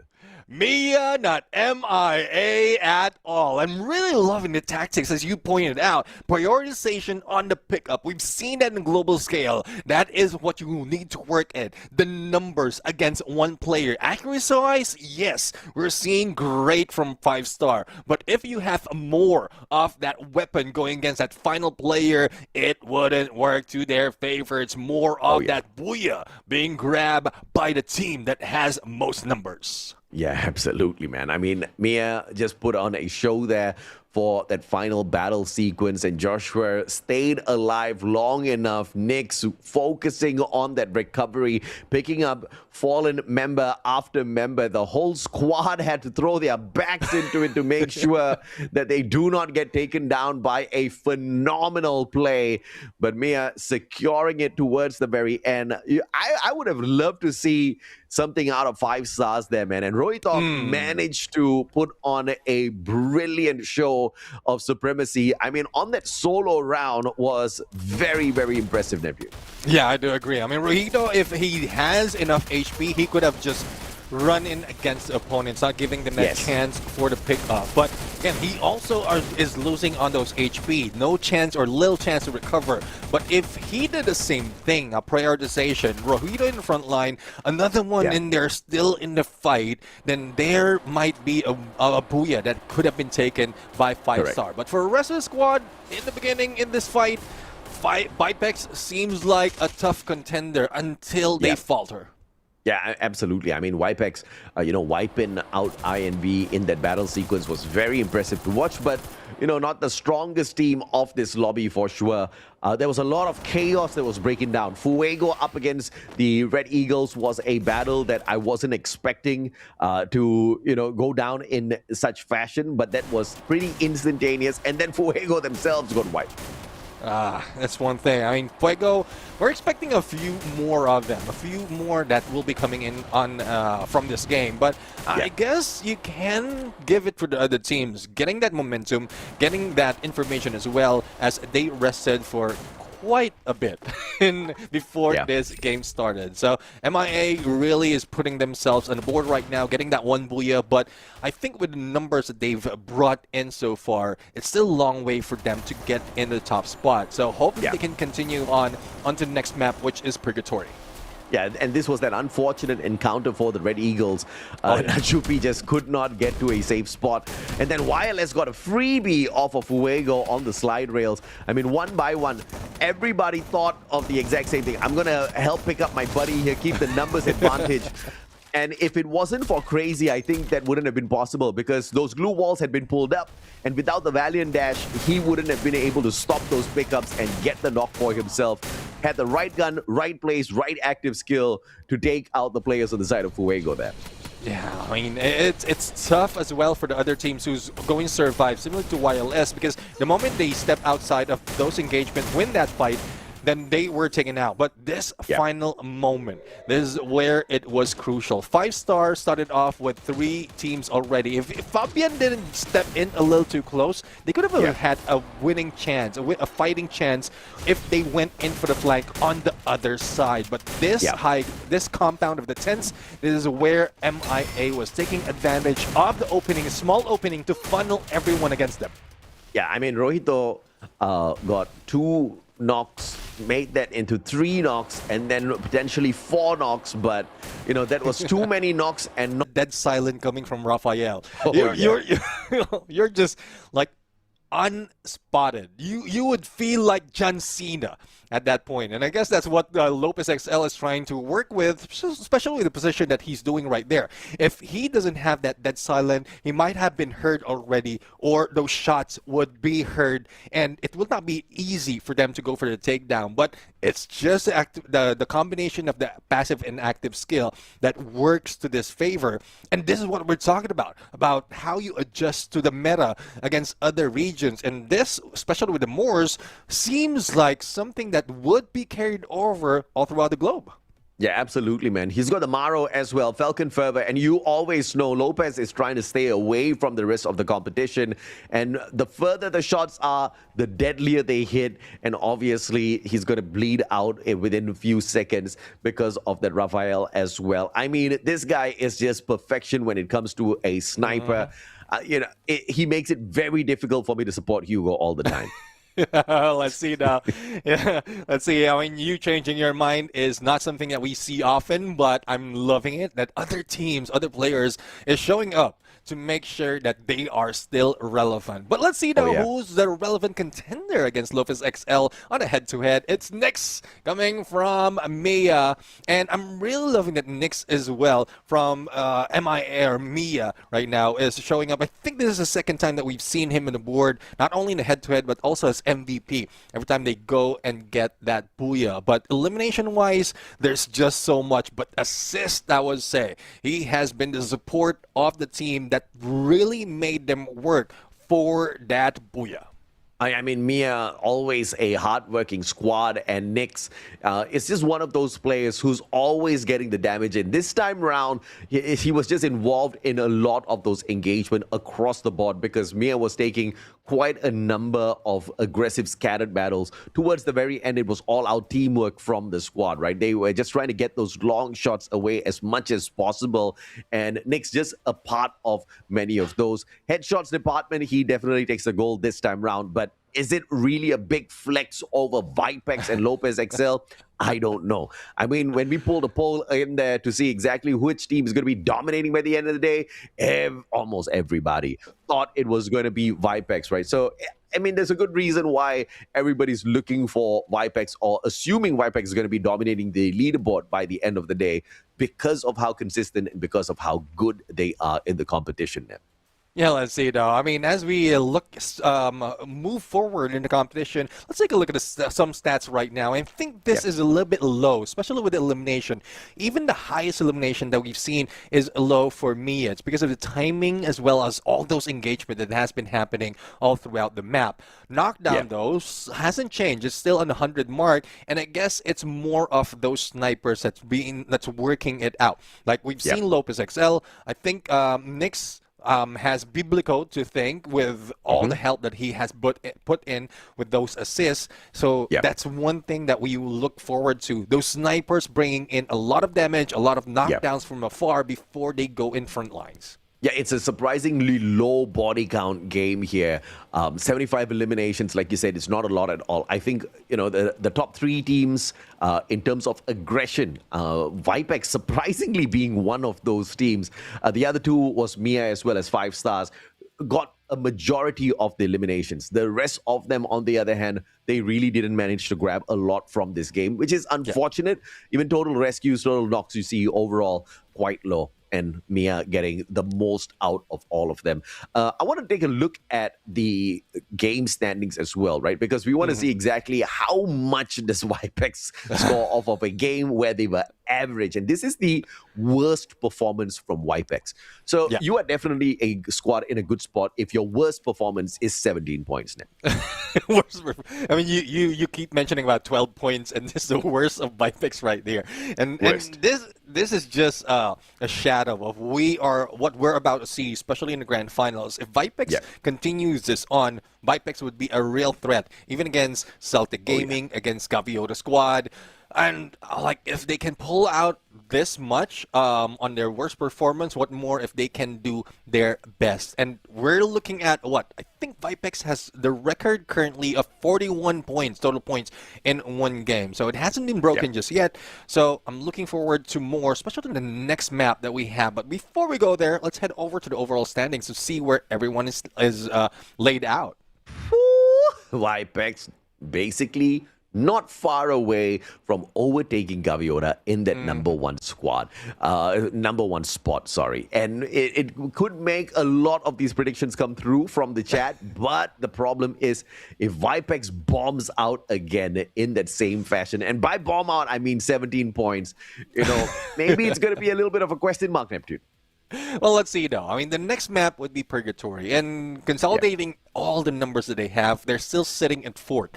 90 Piketty Esports is sitting at third, no booyahs at all. And this is rare that we see that. But 90 Piketty is still part of this combination. So if they can bring that A game in this specific map, that might be a threat against Vipex towards the final circle or a showing by 90 Piketty. So let's see if that would be happen. That's a storyline I want to follow, especially of the evolution that we've seen from the team 90 overall.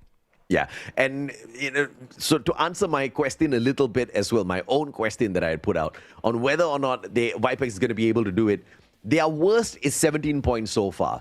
But if they do their worst again, they'll end up in the number one spot because all they need is 14 points, right? That's ridiculous for this team. They can do slightly worse than their worst game and still be in the number one spot. That means they've picked up massive ones. And yes, they do have the record for the day in terms of the most number of points picked up within a game. Let's see if or not Vipex can end the day just like how they started off with the Bermuda, with the booyah. Well, let's see. Final map, game number 6, Purgatory. One hope, one ask that I have for RNG, for Free Fire right now. A cruel flight path so that everyone would start it hot. And this is just one ask that I have before we start this game, AJ. I mean, you are hoping for it. You are praying for it. My goodness me. Don't curse the squads, Neptune, especially those who are struggling to find some points in here. It hasn't been an easy run for the day. I'm talking about 90 Piketty Esports. I'm talking about Gold Esports, Wireless, Fuego. They cannot afford, especially Fuego, they cannot afford a rude flight path. That's just, oh no! Almost. It's still skewed. It's not the best. Bro, this is something that we like. It's good enough that it's skewed, but I think the team doesn't get the memo that it's still safe to drop in other regions in Purgatory. They want to go for the hot drop, so I guess my wish has been given. Yeah, I have no idea what they are thinking. But Eagles up against MIA. Mia is one with the high ground advantage and the decent guns, man. I mean, you see the VSK in the hands of Nyx. He's going to be keeping everybody back for the time being, but none of his shots finding the connection. Hayate finally tagged up by Nyx. Man needs to find those accuracies. Biblico on the opposite end with the AUG, but Nachupi with the UMP manages to strike him down with a headshot. This is Mia now about to be capped by the Red Eagles. The time turner is able to save Kappa for the time being, but Silex with the VSK could just do him in as he flanks around. Well, I mean, one player from MIA already telling tales as Biblico has been revived and pulls away, not with the rest of Mia. So I guess this is just leaving them just to make sure that they're safe, but there's no one safe from an RGS-50. And here comes Nyx right now. If that VSK doesn't work, let's try the M590, and it did work well. Wait, what the hell? That turned around quick. Mia said, wait, no problem. We're still the better squad. Nyx turns it around with a double. And now the date between INV and O1 Esports. Here comes the Valiant Dash, but the backup from up top, Des with an AC-80. Out of the meta, no problem for, as he says. But the rest of the players from the side of O1 Esports fighting the INV players out in the open. Time turner saving Wa. And 5 stars might interfere in this battle. O1 Esports, I don't think they want this heat nip. Yeah, I mean, they will be getting away, but I'm loving the entry coming from O1 Esports. I thought it was just straight in the face of his opponent, but they did get one on the high ground. And INV met their demise. Unfortunately, when we thought that they could survive on the revival, but guess someone's waiting in the vending machine. But O1 is not out of the woods just yet. Des needs to work against Reyes as he tries to survive on the rooftop. But the rest of the squad's already in play with that revival as well as recovery, but the split might not help, especially Gori, but Fabian is already in there damage with that AC-80 from Dez, and I guess Gori has a better chance on landing this shot with an M24. Yeah, looks like the Booyah curse works out here in the USA too, man. INV managing to pick up the Booyah on Kalahari and then 2 games in a row with the crazy early annihilation, getting taken out of the run that quickly after getting excited. Just not a fun day for INV. That's their final opportunity. O1 Esports up against 5 Stars on the other hand. Might just be a battle which we don't get to see for the time being because 5 Stars choosing to find a reposition, but the time turner is not going to help him out in that situation. Wason does get knocked down, but YLS turned on instantaneously. Yeah, Vipex right now showing 3 elimination already and trying to find out 1. But going back to the tactics of of 5 Star earlier, I think it is something that we've seen in other regions as well. If you cannot end it in 20 or 10 to 20 seconds, you pull away. You don't want a third party to be engaging you as you are focused on one squad. So that's smart for 5 Star. But Flash right now, in a Flash, lost 2 of their players, especially with Charge Buster coming from Fuego. And Fuego right now heated up after being taken down a little bit early in the previous map. So 3 elimination already. Good chance that they can stack up on Queens, get that arsenal, loot up, and then they will be getting into the next phase of the circle a little bit stronger. Yeah, I think you had a solid tip there, Neptune. If you can't sort it out within 10 to 20 seconds, right? I mean, that basically means the team you're attacking is quite good. Run. Oh, yeah. Just survive first. Think about the points later. It's a really good strategy. It has worked out for many of the big squads so far, and I think it'll continue to work out even if it is attempted here in the USA. Fuego off of Fire Brigade on the rotation. 3 eliminations so far. Trying to catch up to O1 Esports. I think they were spotted out earlier, but at the same time, they don't want to give out their own compound as well. Yeah, exactly. I mean, they're just waiting for next phase of the circle to show up. Thus, the slow in pace of movement. 5 Star, though, as they try to get away from O1, Uziel will be stuck. But Uziel shut down Danny SPL. That gives an opportunity for O1 to find him, spot him, and probably shoot him down. So, not a smart move coming from Uziel. And here comes Wah! Just crouch in there with that cord. No need to move around if you have that accuracy of that LMG. Yeah, absolutely. 7 eliminations. O1 Esports just having a decent game here for themselves. They have been very consistent with the games, except that Solara match, which they took not an early exit, but they just didn't have a lot of eliminations in that matchup. But apart from that, the other 2 games that they played were fairly decent. And I expect this one to be finishing on that exact same fashion for them as well. Mia up against Vipex with only Lopez out here. If they catch Lopez, this is going to be a big one for Mia. Yeah, I mean, the 3-1 split, I think, is going overboard right now with where Lopez is. He's just very far from the rest of the squad, but there's an insurance policy on both ends. Now, Lopez does have a vehicle to move on with, and he just saw another player and says, all right, bye-bye. We'll see you again later as the next phase shows up. Right now, we won't be engaging that much. Kappa spotted out. Lopez has got the right weapon in hand. An AWM that can annihilate. He's got the Moss ready for activation as well to reposition on this high ground. Can he go in here for the Punisher? Chooses to cut the distance down a little bit, but focusing, prioritizing that reposition and catching up with the rest of his team members as the Mia players hop on into a vehicle as well. Let's see. Oops. Vehicle. Well, they're hopping in a vehicle, but the driver, Oops. I don't think the license is set for him. Needs to go to the driving school a little bit more. But the Blues closing in, and here comes Mia on the approach. And I don't think they will be taking that much time outside of Blue, but they do have a few teams that might be gatekeeping them, wherein Vipix is already going in the chase against YLS, Dinoculars being released, and that gives opportunity for them to spot out 90 Piketty, who has been being silent overall in the middle of the map. Fuego pulling out that hit list on O1 Esports and actually going in for the charge. They want to overtake them at Central, and the shots have started already. Player has got eyes on them. Tiki and Chino on the chase as well. O1 Esports leaving Des behind to get decimated by Fuego. Carlos spotting him out. And the information play as he tosses out that cryo mine. Easy knockdown for Chino. He claims the life. And the rest of the players on the side of O1 Esports already at Central on that vending machine. Easy revival will come on through for the squad in a little bit as they abandon Central, understanding Fuego's hot on their heels.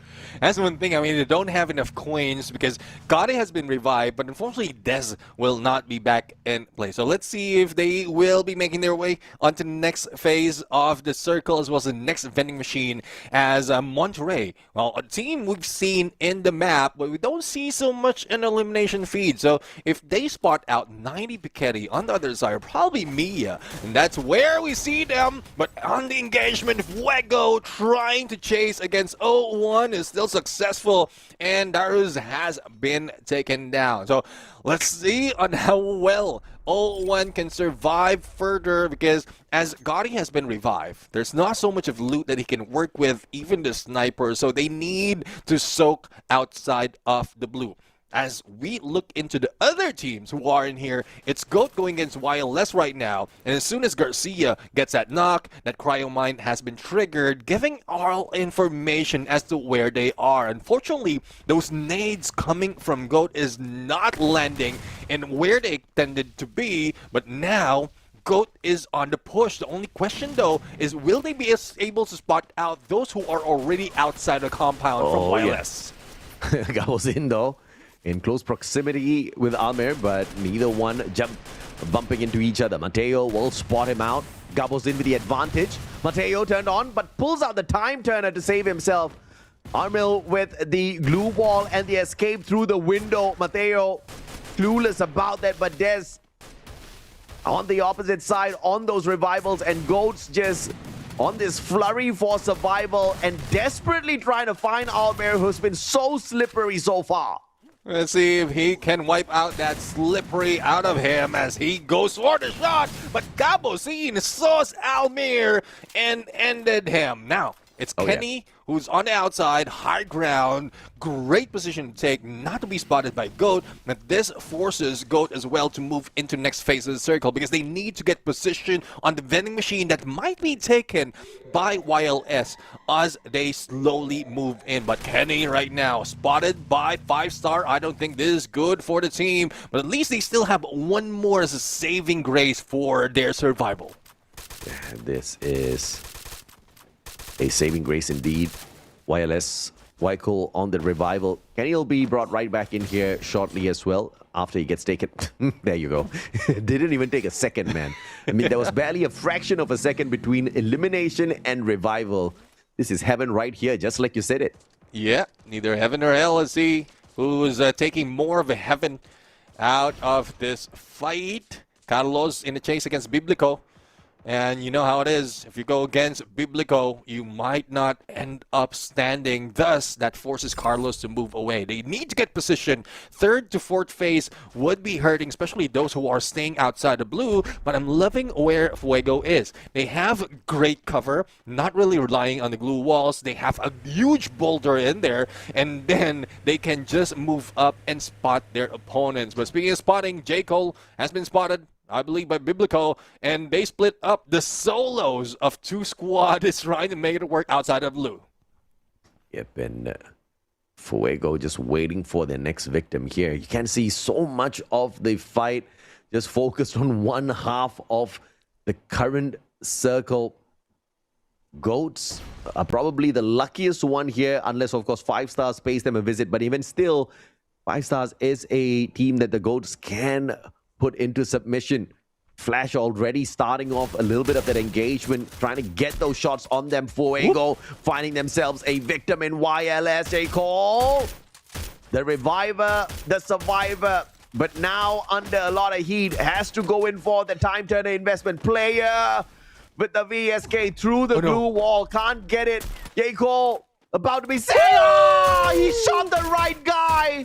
Crazy taken out of the equation. 5 Stars gets eliminated before YLS, but YLS on the menu as well.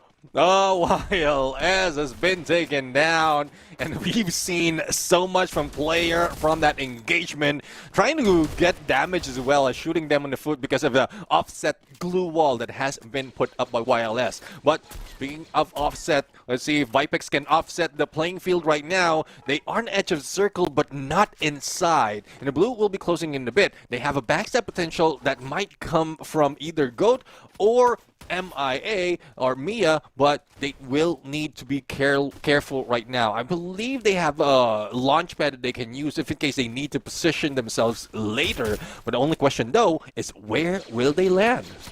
Yeah, Winchester in the hands of the Fuego player. They can engage from afar. UAV, they send one out towards 90 Piketty Esports. Flash sends one towards Fuego, but that's taken out of the skies instantaneously. So Fuego keeping an eye on 360 all around them. Monster Truck called in as well. If the Monster Truck goes towards 90 Piketty Esports, they'll be pretty slow on that uphill. But up against O1 Esports, on the other hand, that can help them for a quick reposition. Speaking of reposition, here comes Vipex for the battle as well, as they find the roof of Flash Gaming. That's one thing. I mean, it could save 0-1 or probably another threat going against them because they feel already a lot of shots coming from Fuego. Thus, a few of the knockdown happen already, and they cannot move up off that ridge. Now, Vipex being hit by the cryo mine. I believe that is coming from GOAT Esports or Mia. But speaking of Mia, they will be eliminated. And Eric from Monterrey, the final survivor. And let's see if he'll be able to squeeze himself in on the bottom of the Ghost and probably survive and the next phase shows up. No back-to-back for Mia. No 5 Stars here to disturb Vipex from this Booyah that they're looking for. Not many teams can contend for the Booyah, but of course, if a miracle blesses them for a multi-squad focus on Vipex, that could just be the difference maker. Now the Goats making their way. Holy Lord, what was that shot by Wasan? Like shooting ducks out of the air, they're now shooting goats. If only goats can fly, and they did flew. Well, I think it is about time that we see Vipex grab a Booyah as they are taking down Fuego. Only player remains, and the next on the menu would be 90 Piketty as they will be pushed and forced into the next phase in front of Flash by the zone. That heal UAV might save them but fall, and there you have it. We have 5 teams remain, and Vipex is still in the lead. Yeah, Urix almost annihilated Flash there with just that one grenade, but thankfully a double glue wall erected right in front of the window. Urix still not super perfect on those aims because Flash is counting all of their steps before they take it. And now to the lower ground, Wasan finding Godi, a double shot well missed. Lopez struck down, and Wasan needs to back away to gather up all of his courage to play with the rest of his team members. And this is the problem here when you've got your rusher who's also tasked as the healer, Neptune.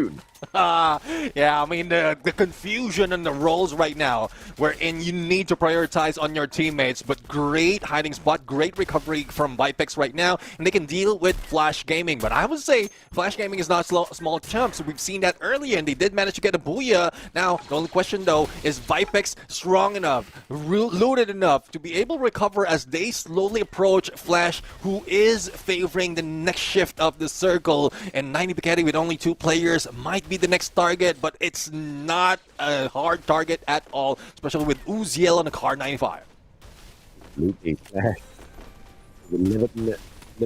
so far. Looking for the annihilation on Vipex. Oh, one got sorted out. 90 Piketty Esports don't really have much of a standing up against Vipex. Flash Gaming is the only one that can contend for the Booyah. And in fact, they look like the ones who might just be in for the winning. Kevin with the mega nade onto the 90 Piketty Esports players. But one player on the side of Flash has already been dropped. Instant pickup coming on through. But Vipex, they want blood, Neptune. And Lian finds it. Yuan with the trade. Urix shuts down Kevin. Back and forth we go between Vipex and Flash. And there you have it, Vipex getting this Booyah. Great coordination despite of them being spread too thin. But there's no worry at all. Vipex knows exactly what needs to be done. Especially with all positions covered, they get in against Flash Gaming, who was stacked against each other, but we've received so much of damage before they got into that final circle. So Vipex preparation-wise, survivability, a few seconds of the great decision-making made them in the best position of that flank and winning that game. They started the day with a Booyah. They end the day with a Booyah on Purgatory of all places. And obviously this was something that we kind of guessed based on the numbers that we were talking about earlier on Neptune. But it's in the fashion where they did it. And I don't think they were very confident that they were going to be able to pull this off. You didn't see massive numbers on the side of Vipex. I feel like this could just show some weakness on their side, right? Because the confident version of Vipex, the one that annihilates everyone, doesn't move like that. Yeah, I mean, I guess it's either the confidence or they're just playing into the tactics as well. Because we've seen so many engagement that has been happening overall, even before Vipex steps into the most teams in the area. And they've seen a lot of elimination, a lot of engagement. And even Vipex, even Fuego has been backing away in some of those engagement. Though there's a chase of the #1 spot, but there's also you securing that you get that Booyah. And I think that's what Vipex is working on right now to prepare themselves on the grand finals. Yeah, absolutely. And you do have to focus on that Booyah, Gaviota. I'm talking to you.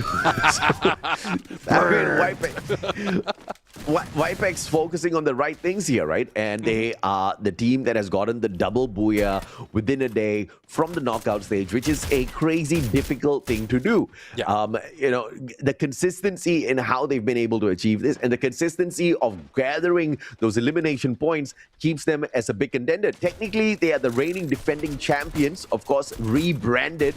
It might just be a back-to-back if they keep this one up, Neptune. Yeah, I mean, looks like it. I mean, position-wise, their adjustment, even the small bits and pieces that they're doing right now is showing that they have great potential in being the champion. But let's see though if they have a great position to be the MVP as well, because there's not so much of showing from Vipex, but there's a lot of showing from player of Fuego. Final moment, still alive. If it wasn't for Gotti of 01, he could have survived that long. But I'm not asking that much. MVP, 5 elimination. So this alone also shows that there's not so much of engagement that happened or not so much of elimination that has been brought in by most of the players.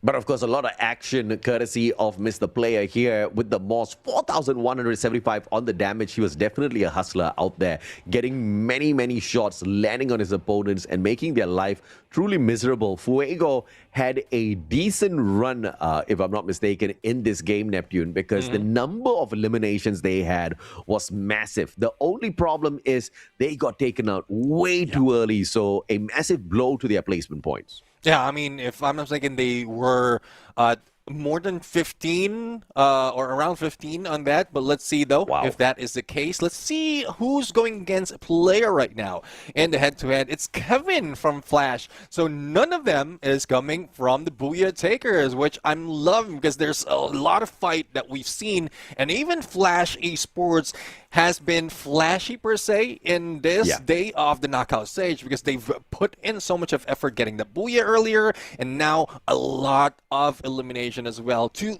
go toe-to-toe against teams like Vipex, Fuego, Gaviota, and Celtic. Yeah, again, this is just not one of those usual Vipex booyahs.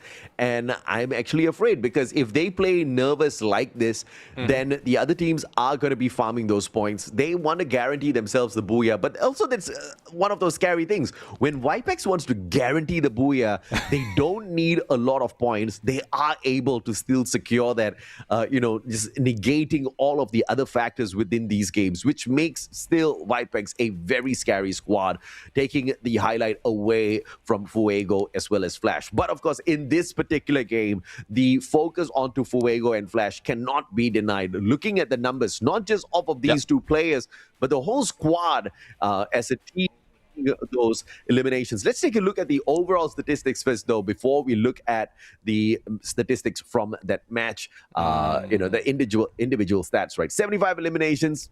Not a lot yet again, but if you keep having teams kind of like calculating their steps like Vipex was doing out there, I think we're going to see more of these. Yeah, I mean, I want to see more of this low stats games because this only shows that only a few teams are getting those elimination. Or rather, it's a reverse. A lot of teams are getting elimination. It's not being funneled into the top dogs.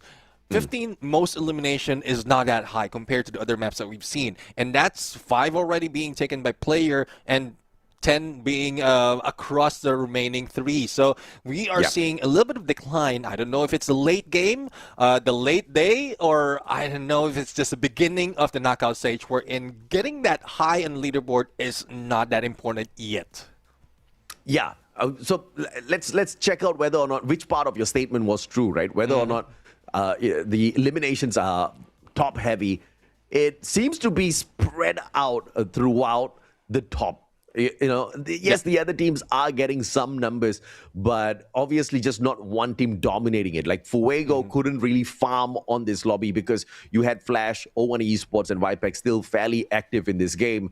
But it wasn't every single squad out there dominating. Like Red Eagle, INV, 5 stars, man, these are very low elimination numbers, especially when you look at what 5 stars could do, what INV Esports can potentially do off of that booyah on. This is just not a similar matchup. And Vipex, we talked about how they needed 14. They said, hey, no problem, Mustachio. We do 10 more for you.